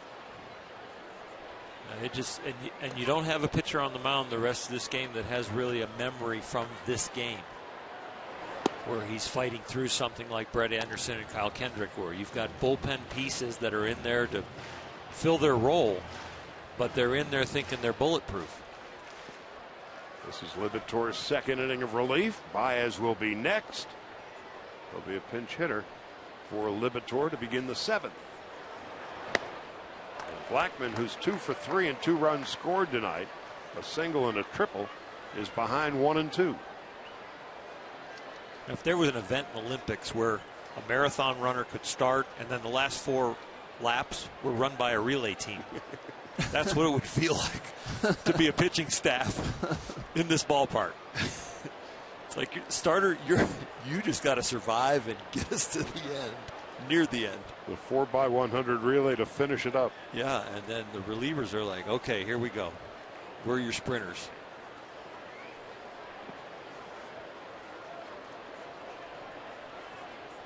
Dodgers with 3 in the 6th have tied it. And Blackman just gets a piece.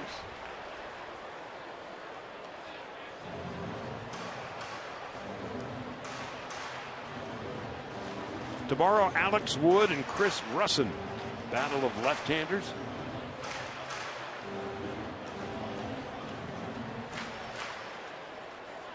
Mentioned in the open tonight, the Rockies this year are 9-30 against left-handed starters. That's the worst one-loss record against left-handed starters since the 1963 New York Mets. So even when we fell behind 4-0 in the first, we still felt fine. The worst ever team against left-handed starters, the 1937 St. Louis Browns, who are 5-20. These guys are 9-30. And Liberatore strikes out Charlie Blackman, and that will end the inning. No runs and a hit. We head to the final third of this ball game, all knotted at 6.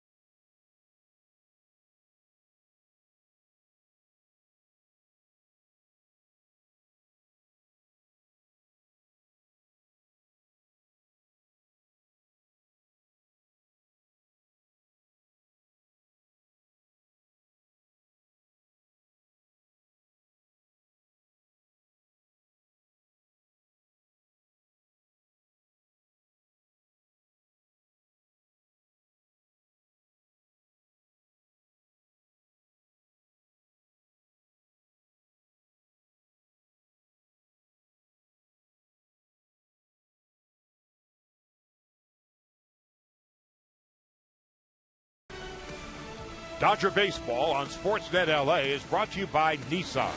Choose Nissan today for great offers on our most exciting lineup ever. Shop at ChooseNissan.com. Rex Brothers now on in relief for the Rockies, making his 14th appearance of the year. And an ERA of about 2 1/3. He spent most of the year at AAA. Jimmy Rollins will lead it off, pinch hitting for Adam Libator, who turned in 2 solid innings. Rollins, over the course of his career, has enjoyed playing against the Rockies. .347, 2 home runs, 3 RBIs, 4 doubles, and a triple. And he's been on base 46% of the time against the Rockies, and that's what the Dodgers are hoping he can provide here to lead off the 7th. Upstairs and inside, 1 ball, no strikes to Jimmy Rollins.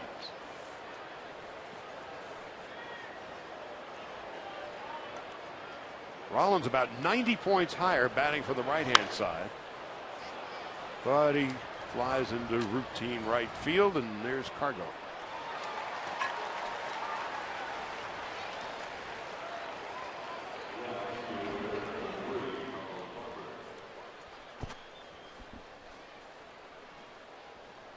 Are there any reasons why a given hitter does particularly well against a given team, or a given pitcher does well against a given team, or is it just the law of averages and it finally catches up? Somebody's pretty good and somebody is. And sometimes you feel good at playing an opposing ballpark.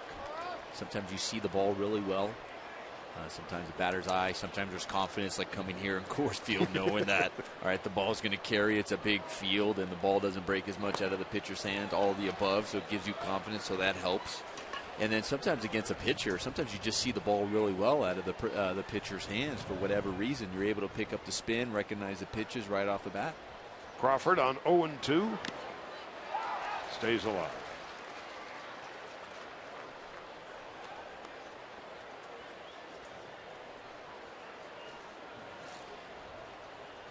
Well, last year the Dodgers 13-6 against the Rockies.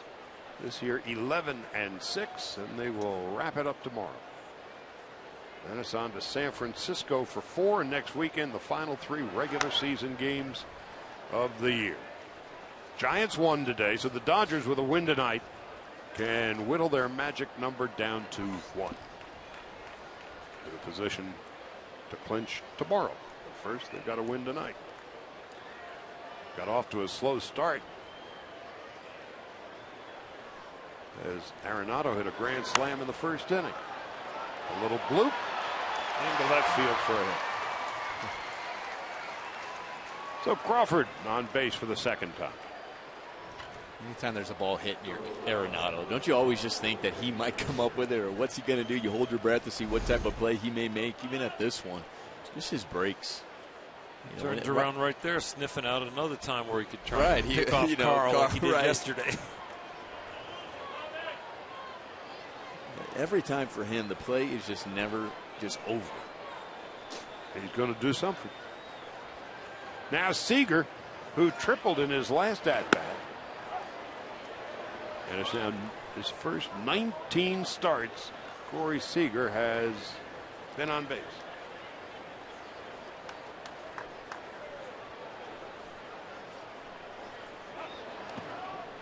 And in the 6th inning, it was his first big league triple. So he's 1 for 4. And hitting 352. On base percentage of 452.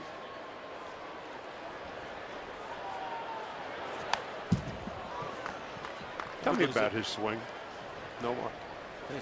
He's got a really nice swing. I mean, he can hit the inner half, which a lot of lefties do. They like to end the ball down and in. They have a tendency to pull off and really like to pull the ball. But he does that. But he also can stay on the ball, such as the one we saw, the way he hits the ball to left center. And he's tall. He's 6'4" and standing in the batter's box.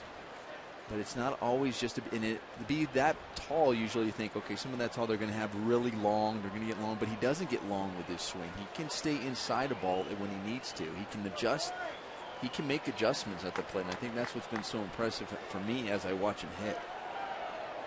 2-2 with Crawford at first and 1 out. Nicely played by Dustin Garneau. In March in Glendale, Mattingly was asked about Seager and who he reminded him of in the batter's box. He said John Olerud. That's high praise. And that's who I see also. I see a little more arc in his swing than John had. And you and John were teammates in New York. New York, yep. The other good thing about it is there's not a whole lot of movement as well. I mean, right when he's getting ready, you can just see there's a calmness. Yes, there's a stride. It's not a big stride. It's really soft, and then he just explodes when the ball's coming through the zone. Runner goes. That's going to eliminate any double play possibility.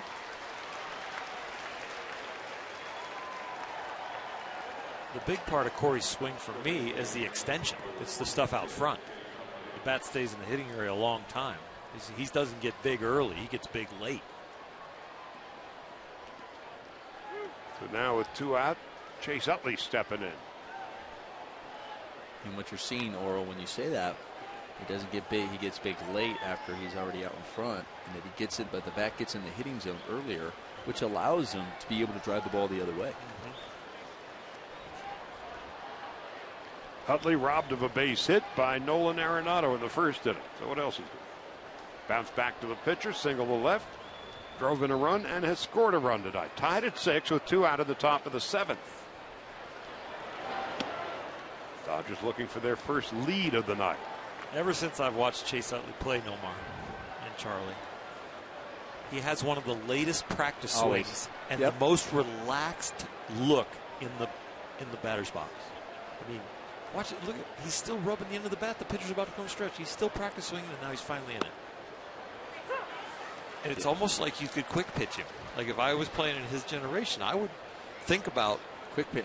But you know what? And I'm going to come set quick. I bet you somebody has, and he'll still get a hit, and you're going, okay, so that's not it. But I would quick pitch him and throw soft the first time on purpose.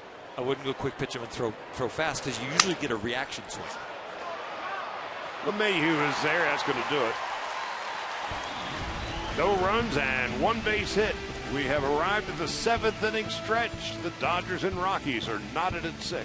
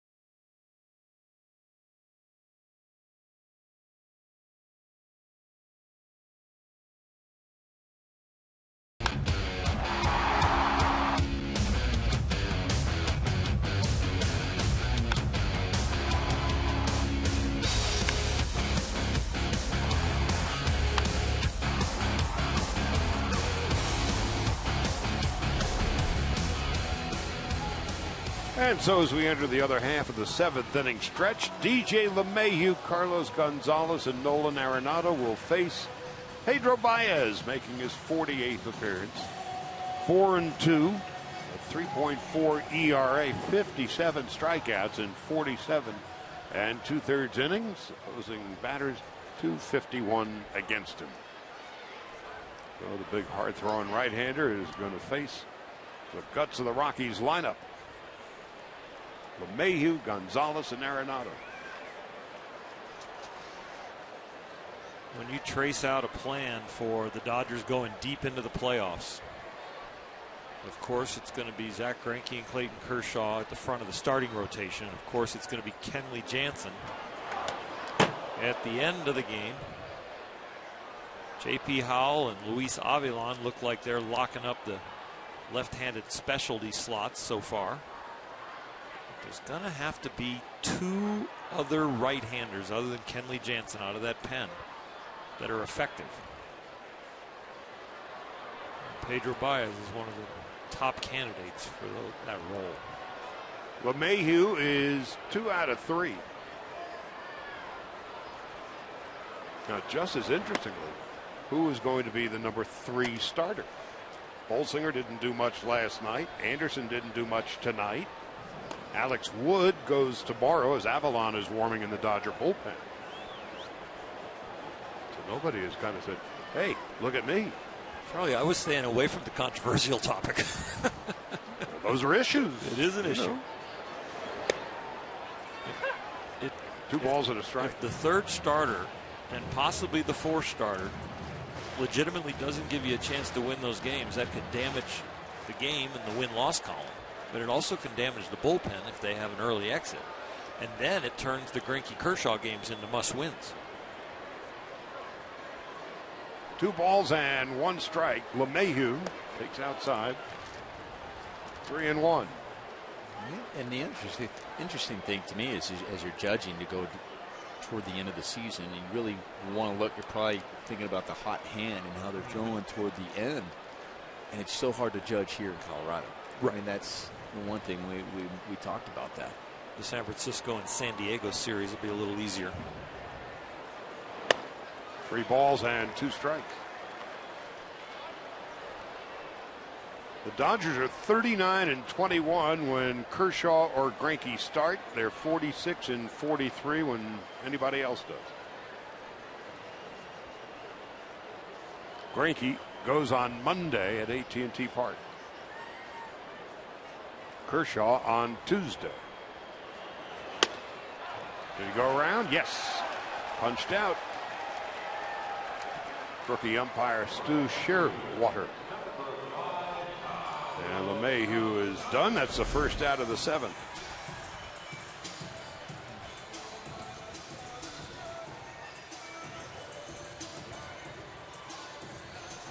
It's a gray one, but we got it. We got the call.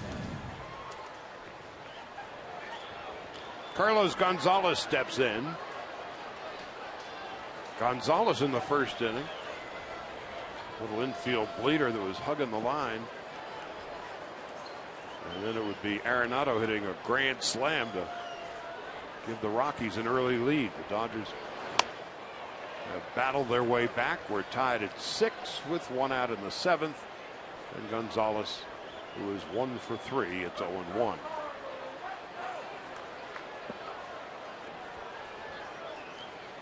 Good crowd on this beautiful Saturday night. 40,322. So many different issues that can go wrong with your back.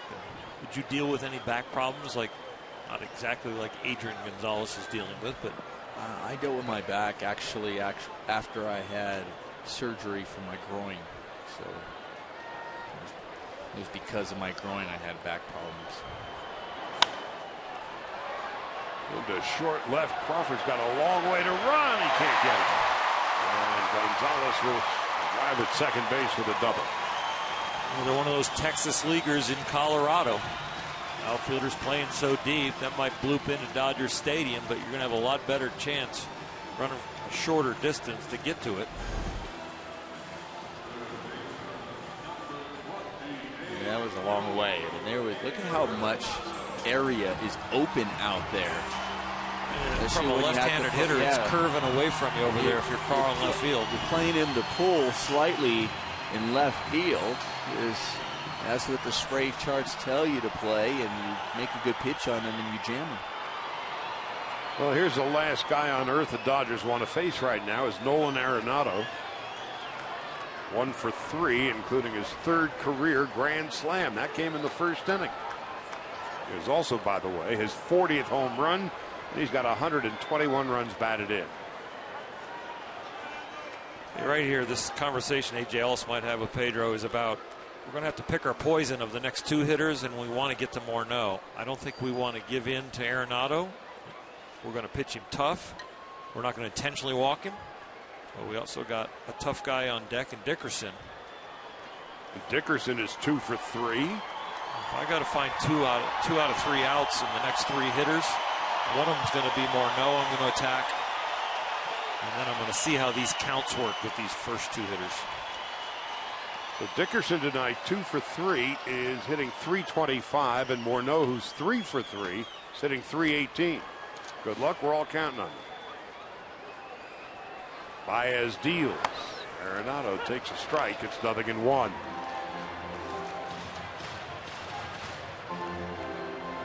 AJ went out to the mound. Pedro and AJ can use that meeting in a couple different ways with the selection of the first pitch, like they did with Arenado. Arenado thinks, well, maybe they're going to pitch around me. They're probably going to look breaking ball, and they attacked him with a fastball away and stole a strike.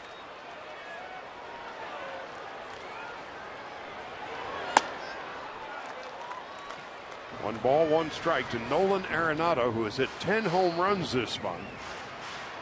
He and Bryce Harper have hit that many in the final month of the season. It's funny you're talking about picking your poison. Arenado, .366 batting average of runners in scoring position. Corey Dickerson behind him, .426.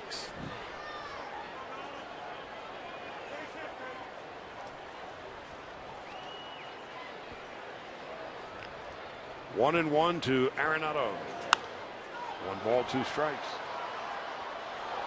Now here's the scenario. You've got the stats you just read. You know who's on deck, and you've built the count to 1 and 2. So now you're going to take a couple shots. There's no way you're pitching around him now. You've got a chance to put him away. I think you think about going up the ladder right here, because later in the count, if it gets to 3 and 2 at some point, you're probably going to want to keep the ball down. I think this is your shot to throw a ball high. It's something close enough that he'll swing at. Arenado has been struck out 105 times. 2 and 2.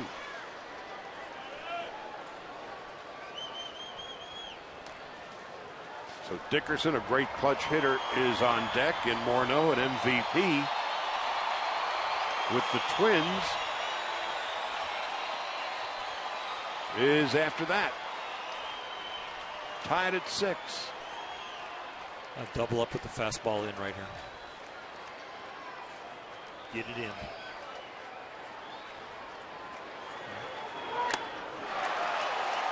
That one's okay too. 100 miles an hour up's okay.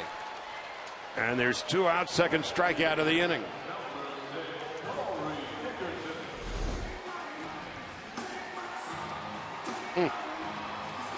When AJ gave the high target, he missed too high, and it was a non-competitive pitch. So AJ, knowing that, gave him a low target, still got the high pitch that was competitive and got the swing and miss. Well, that's the end of the line for Baez, with the left-handed hitting Dickerson coming up. Looks like Luis Avilan is coming out of the Dodger bullpen, and that is exactly who it is. So the tying run in scoring position, tied at 6, bottom of the 7th, the big showdown coming up next.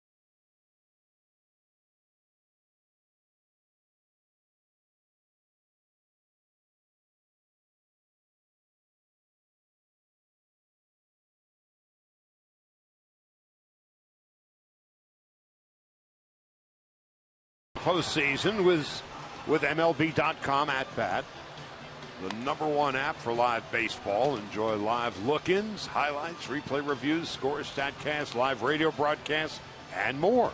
Get MLB.com at bat right now. So Luis Avilan, the lefty, making his 71st appearance. Left-handed hitters this year are just 4 for 24, 167, since he came to the Dodgers from the Braves. He'll be facing Corey Dickerson, who is 2 for 3. Lead run, Carlos Gonzalez at second base, tied at 6 in the bottom of the 7th.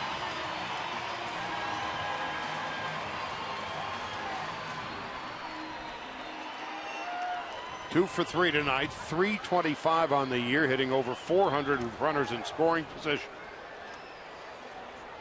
So Baez strikes out LeMahieu. Gonzalez a double. Arenado would strike out swinging. And to this point, the biggest at bat in the game.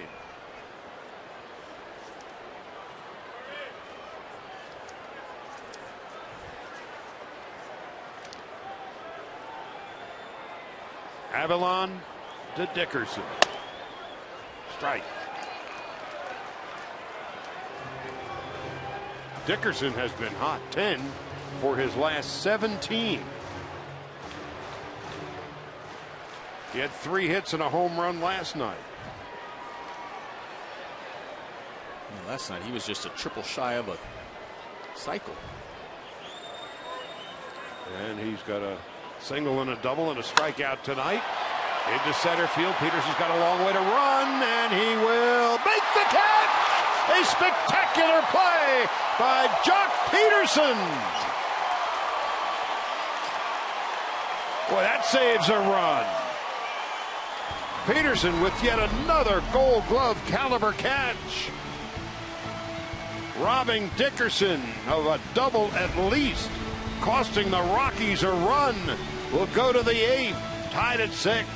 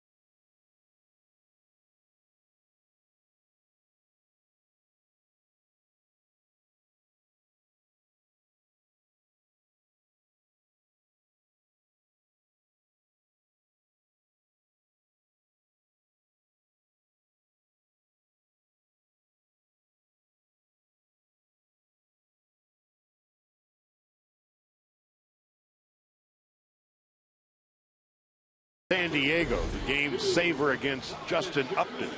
This one, under the circumstances, in pretty good company. Oh, and look how far he had to go, and he stayed with it the entire, eyes on the ball all the way into the glove to make that catch. Dodger fans appreciate it. Look at the appreciation by Luis Avilan with the hands up. Nice excitement, high fives all around, and let's see if the Dodgers can feed off that excitement and try to put some runs on the board here. Against right-hander Gonzalez, Germán now on in relief. He is the 4th Rocky pitcher. Turner leads off, swings and misses, nothing in 1. Turner has singled, doubled, and scored 2 tonight. Oh, what a play. You do something that well, with this roster size, you can get calluses and a sore arm just from all the high fives. 36 guys in there, or whatever. It's ridiculous. The great ones have to play in pain sometimes. You know, with a left-handed hitter hitting that ball and being in Coors Field, so the ball's traveling and it's curving away from him. I mean, he never gave up on it. He never eased up and said, all right, that's a double. We're down one. Instead, Dickerson robbed of at least a double and cost the Rockies a run. We went through the poisonous part of their order right there. Baez got a big out. Avilan gets a big out. Turner, Ethier, and Grandal to bat for the Dodgers here in the 8th. Germán's 31st appearance.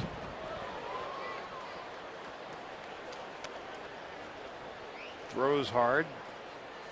Has struck out 31, but has walked 24 in 34 innings.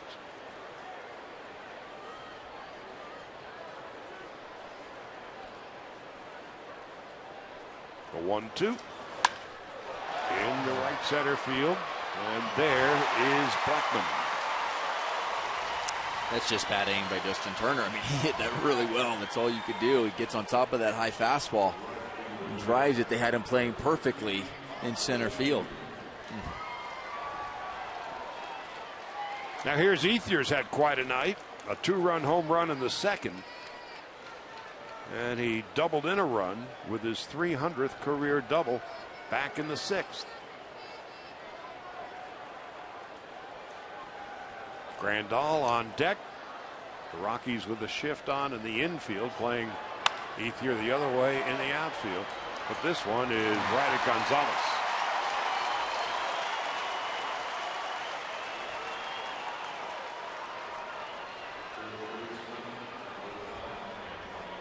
Now here's Grandal, 0 for 2 and a walk.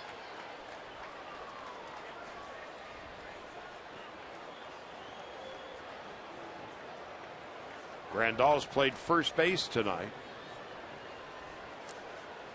Adrian Gonzalez yanked from the lineup about 2 hours before the game.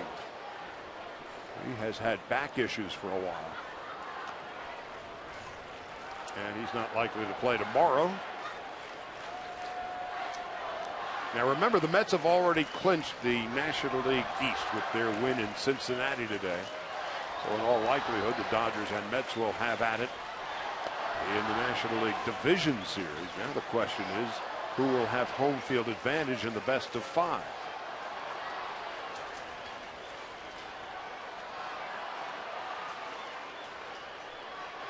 Grandal foul tipped it. 1-2. With the win today, the Mets 88 and 67. At the moment, the Dodgers 87 and 66. So the Dodgers have a 1-game lead in the all-important loss column. Looped into left, and there is Dickerson. And that ends the Dodger 8th. Demen comes in and retires the Dodgers in order. To the bottom of the 8th we go. Morneau, Adames, and Garneau coming up, tied at 6.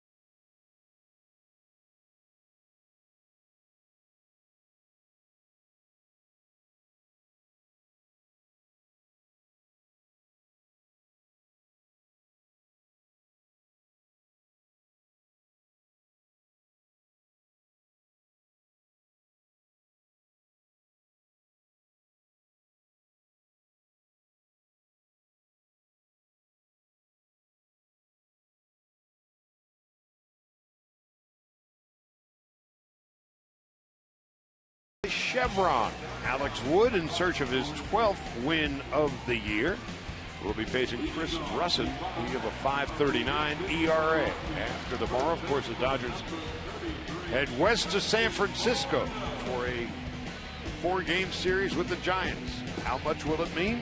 Well, we're going to find out between now and the trip to San Francisco tomorrow night.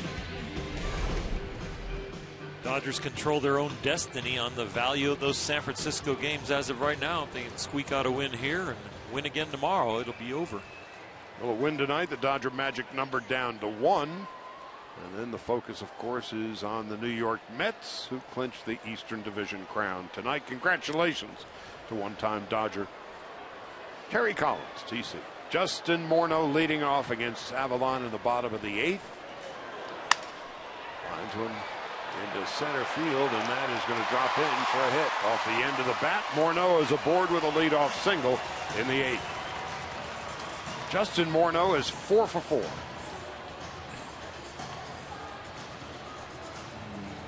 Good pitch by Avilan because it wasn't hit very hard. When it broke the bat because it was off the end of the bat. It just finds that big space between Corey Seager and Jock Peterson.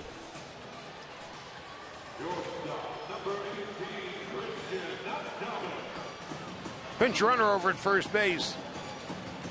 It's Ben Paulson.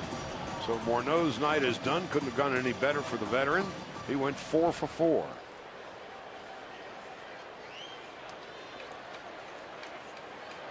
Christian Adam is coming up. And a toss over to first base. So you were talking earlier, Oral, about how the first 5-6 innings it becomes a slugfest, and it's individual battles inning by inning, and rarely do you see a sacrifice attempt at Coors Field except late in a game. And Adams tries to bunt. It's a good one, and mission accomplished.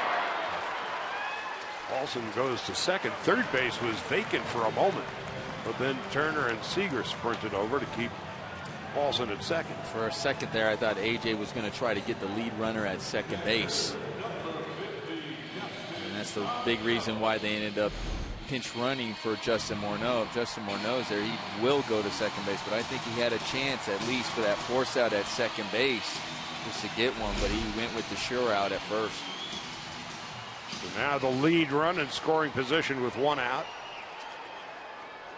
And Dustin Garneau coming in. He's 1 for 3. We're tied at 6, 1 out in the 8th.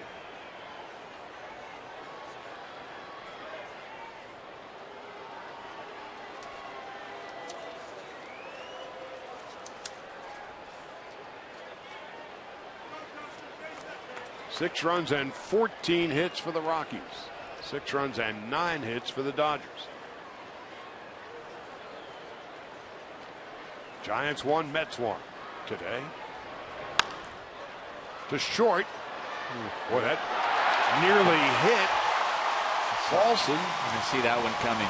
And you can see that one coming because the way Paulson reacted and it blocks Corey Seager's view from making that play as that ball's coming up. You know, as an infielder, you got to charge this ball because you know it sits softly to get that run right there, and that just allows Corey Seager to not read the hop right before this one. That one right there, so you can't get your body in position to get that short hop when it hits the dirt, and it eats up Corey Seager.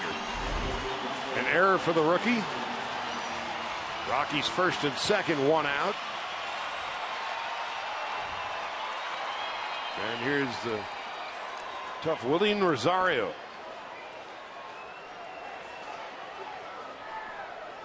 .264 on the year. He's hit a little better as a pinch hitter. 6 home runs, 27 runs batted in.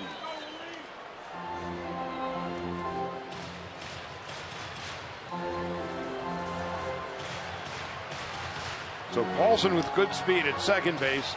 Garneau is at first. And now Mattingly's coming out. And the Dodgers are going to make a move. Yimi Garcia is warming. That's Chuck Krim behind him.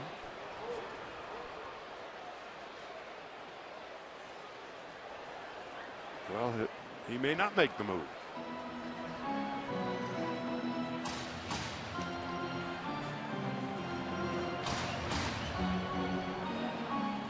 T.J. Rayburn, home plate umpire, trying to hurry up the conversation.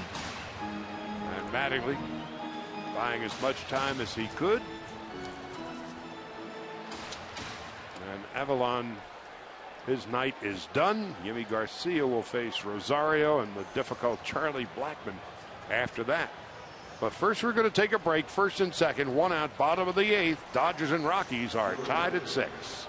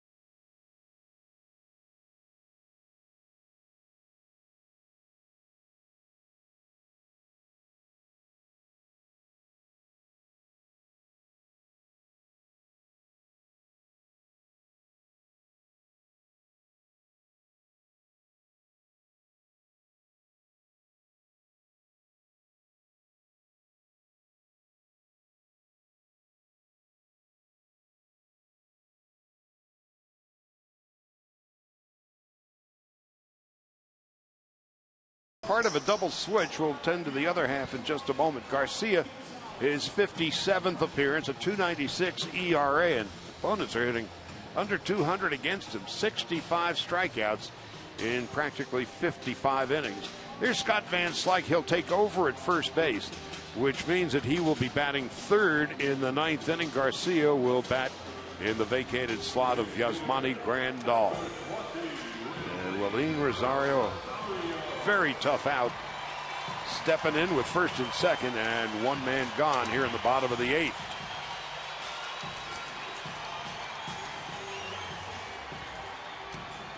Justin Miller and John Axford are warming in the Colorado bullpen.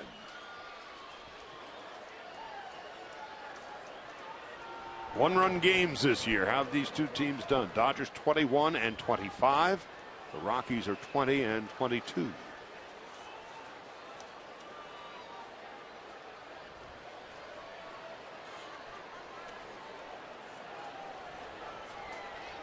So here's Rosario. Paulson, good speed at second base. Garneau is at first base. Van Slyke playing well off the line at first. And the outfield plays Rosario as if he was a left-handed pull hitter. Foul tips it. It's 0-1.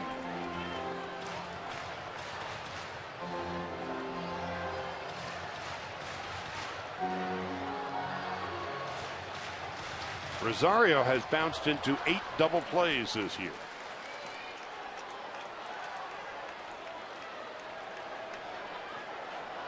Blackmon on deck and LeMahieu to follow.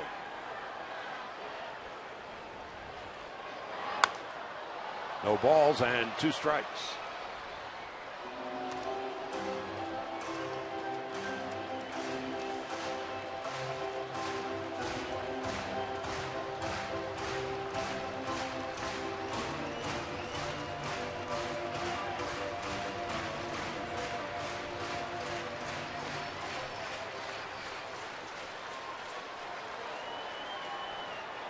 Rosario 263 in his career against the Dodgers, including 10 home runs.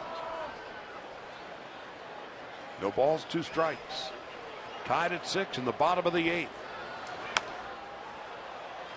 We'll do it again.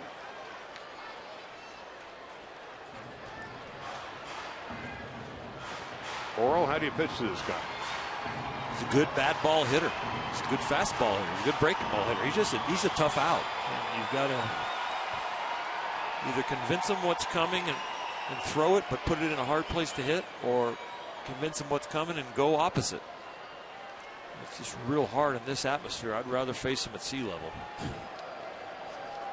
Well, it's a little late to move the venue now. It is. Looking like they want to go up around the shoulders. They did at 97, 1-2. This, for me, Yimi Garcia, when he goes up, he drops his arm to throw the high fastball and kind of throws it uphill. And then if you've used that to set up your breaking ball, he's got to make a completely different delivery to now throw a slider that has downward action. And I think that's where sometimes he gets in trouble. The 1-2 with first and second and one out. See how he comes underneath it, throws it. He's almost throwing it uphill. It reminds me of like a right-handed Sid Fernandez, where you're just kind of pushing it out of your shoulder. Then to come back and throw the front of the ball after throwing the bottom and the back of the ball, it's a big adjustment to make the breaking ball go down. If you push that breaking ball, it just flattens out. Oh, yeah. And that's where we've seen him get in trouble. 2 balls and 2 strikes to Willeen Rosario. Got him! Pulled the string, and Rosario came out of his shoes and comes up empty. It's the slider. It's the breaking ball, and it backs up because he does have the bottom half of the ball and the back of it, and it doesn't break low and away and go into the dirt. It actually elevates and kind of spins and stays up, and that can fool a hitter just as much as a good one. So Rick Honeycutt is going to go out and talk with Garcia and the entire infield, with the very dangerous Charlie Blackmon coming up. J.P. Howell, left-hander, with the lefty Blackmon coming up next.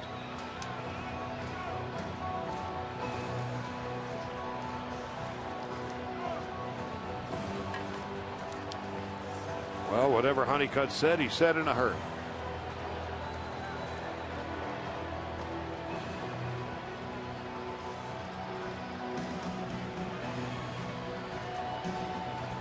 Blackmon tonight, 2 hits and 4 at-bats, a single, a triple, and 2 runs scored. .290 on the year.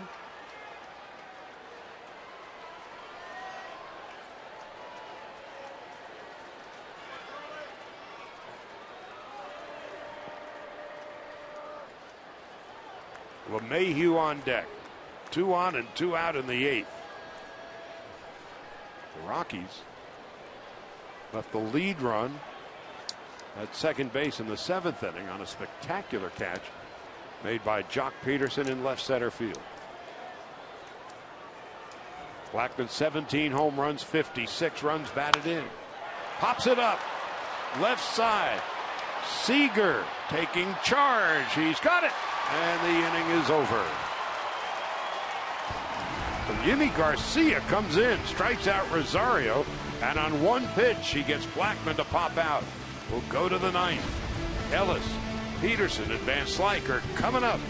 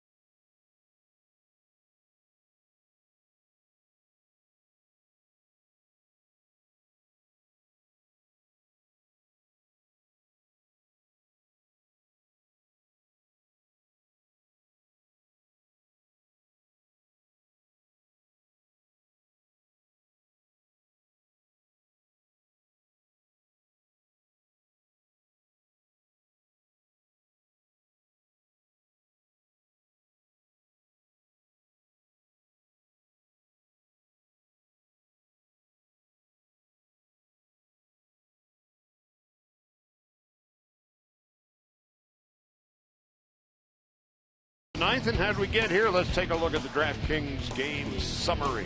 Nolan Arenado, spectacular defensive play in the top of the first, a grand slam at the bottom of the first. Ethier, 2 for 4, the home run, that doubled the 300th of his career, and the Dodgers much more efficient with runners in scoring position than they have been lately. And we'll go to the ninth inning with Justin Miller now on in relief, making his 31st appearance. A 3 1/3 ERA. Opposing hitters just hitting .155, and he has struck out 35 batters, walked only 11 in 30 innings. Miller pitched an inning last night and retired the Dodgers in order, needing but 9 pitches to do so. Ben Paulson takes over at first base. And A.J. Ellis will be leading it off. Ellis, a double and a run scored in 3 at-bats. Tied at 6. The Rockies 14 hits. The Dodgers have 9. Miller's first pitch is outside, 1 ball and no strikes.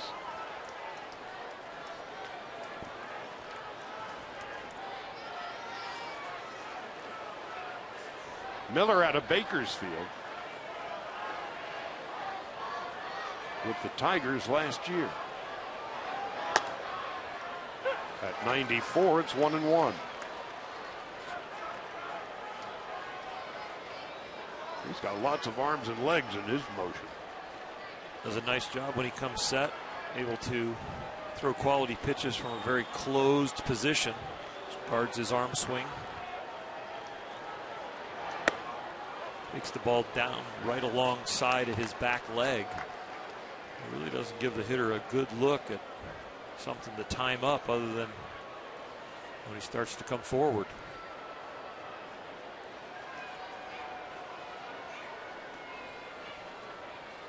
Two balls and a strike. Now 3-1.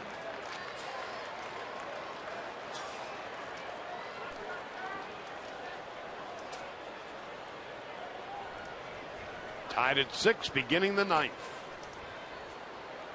Mariners leading the Angels 2-1 in Anaheim. They're playing in the 6th inning down there. The 3-1, 3 balls and 2 strikes.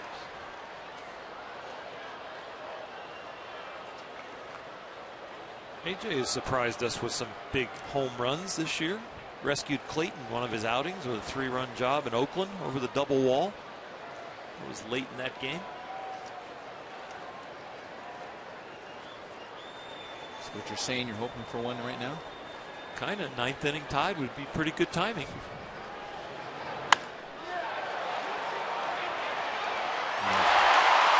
But there is Blackmon. AJ, though, continues to hit the ball right on the button. Right on the button. I'll tell you that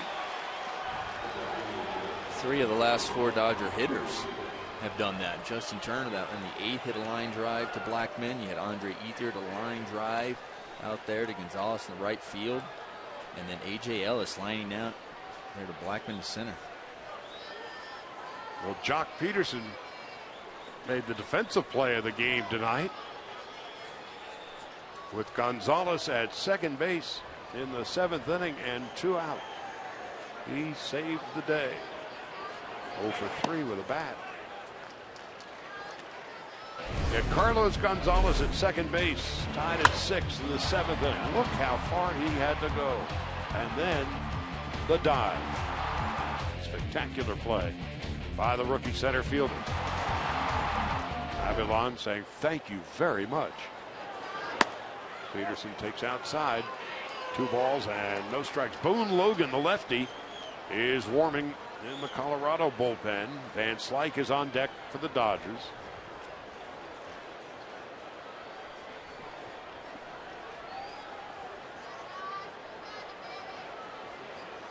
Peterson at 212. Takes a strike and it's 2-1. When you're a rookie playing a key defensive position, you can wait on the bat as long as the glove is outstanding, but you can't wait on the glove when you're in a key defensive position, even if you're hitting really well.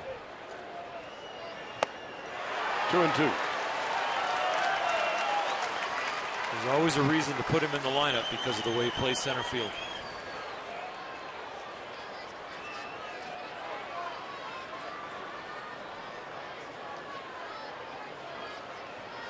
Two balls, two strikes, and one out. Outfield deep. Gonzalez way off the line and right. Peterson down on strikes, 2 out.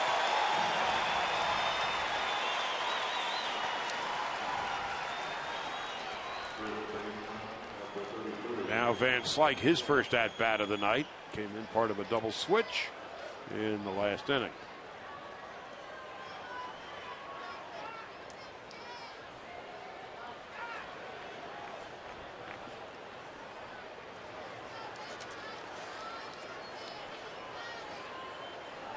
Miller is the fifth Rocky pitcher of the night.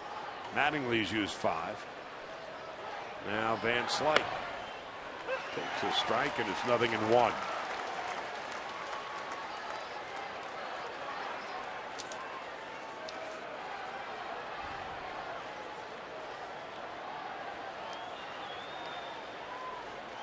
Justin Miller getting the sign from Garneau. No balls and 2 strikes. That's Ron Renicky.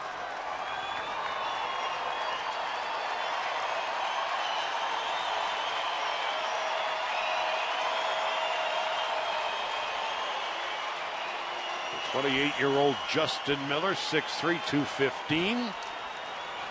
On 0-2 to Van Slyke.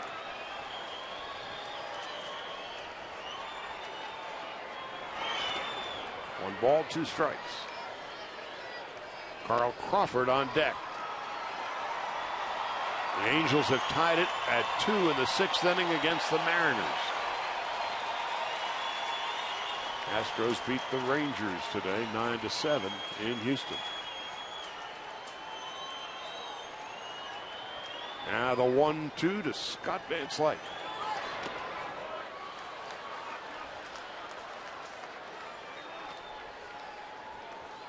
Meanwhile, the Rocky bullpen, which has been a Rocky bullpen this year, collective ERA 4.79, dead last in the league. Retired 7 consecutive Dodgers. Castro warming up for Colorado. And the 2-2. Dodgers down in order. The Rockies in the bottom of the 9th. Going to be sending up LeMahieu, Gonzalez, Arenado, and then if anybody gets on, Corey Dickerson, tied at 6.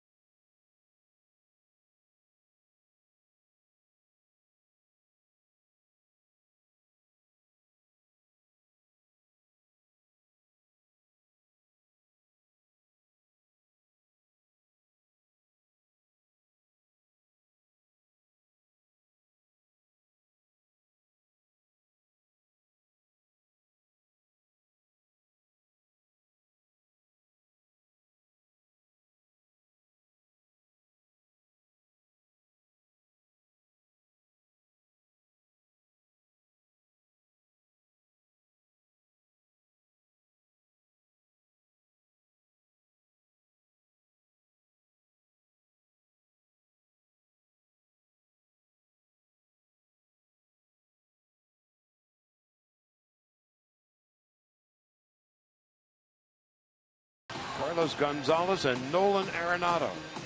And it's not going to be easy work for Yimi Garcia. who would strike out Rosario and then get Blackmon to pop out to end the 8th inning. So he's got 3 tough hombres here in the bottom half of the 9th inning. Again, in one-run games this year, the Dodgers 21-25, and the Rockies are 20-22.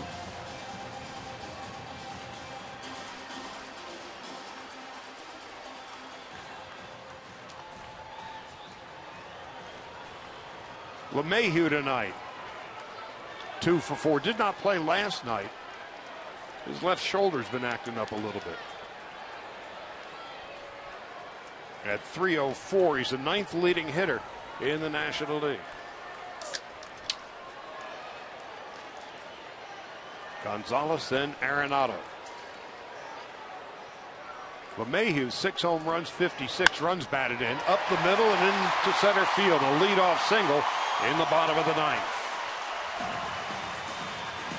His 3rd hit of the night.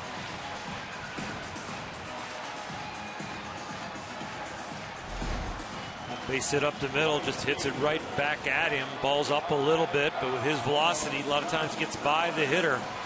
Now, if you're Yimi, you're looking for another ground ball, just hoping this one gets hit at somebody. You turn 2. Carlos Gonzalez, 2 for 4.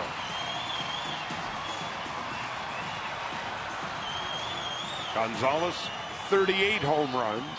Arenado, who's on deck, has 40.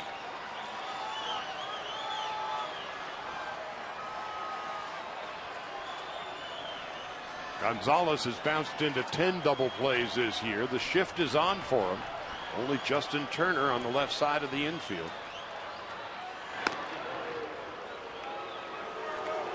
The outfield couldn't be any deeper. Jock Peterson is barely a rumor.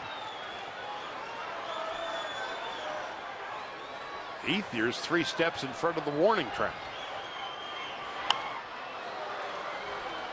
Hard thing about playing that defense with no outs is if you get one of those bleeders, 1st and 3rd's pretty easy for the base runner. 1st and 2nd, no outs, no bargain either. So in some ways, you're guarding against the double that scores the run that wins the game. But in some ways, you might be setting the table for playing so deep. This is what makes this ballpark so hard to play. Gonzalez. 1 ball and 1 strike. With the elite pitchers around the league, I'm speaking more of the starters like Zach and Clayton, a lot of times they don't want their defense to play for their mistakes because they don't make many. They'd rather their defense play more conventional and get their routine outs. But are shifts played to play for mistakes, or shifts going more off the hitter's tendencies? Yeah, the shifts in the infield are one thing, but I'm talking about playing your outfield so deep. Gotcha. You know, it's interesting. I'm thinking, I was just thinking in my head, I talked about how infielders, how it's different for the shift they have to play. When I'm talking to umpires, now it's their different look as well, and where they have to line up to make sure they're out of the guy's way. 2 balls and a strike. Now 3-1. And now A.J. Ellis is going to go out and try to settle down Garcia. And in talking about moving umpires, Chase Utley last night did a very classy thing because he was being blocked by the umpire at second base, and he came in and stood where he wanted the umpire, so the umpire didn't have to guess. You know, because sometimes umpires are embarrassed when middle infielders are like directing traffic and moving them around, or a center fielder. So he just walked in and said, "Can you stand here?" He lined him up himself. Into center field. Peterson's going back, way back, and it is gone. A walk-off home run for Carlos Gonzalez, his 39th of the year, and his 26th since the All-Star break. And the Rockies have beaten the Dodgers 8-6. The magic number remains at 2.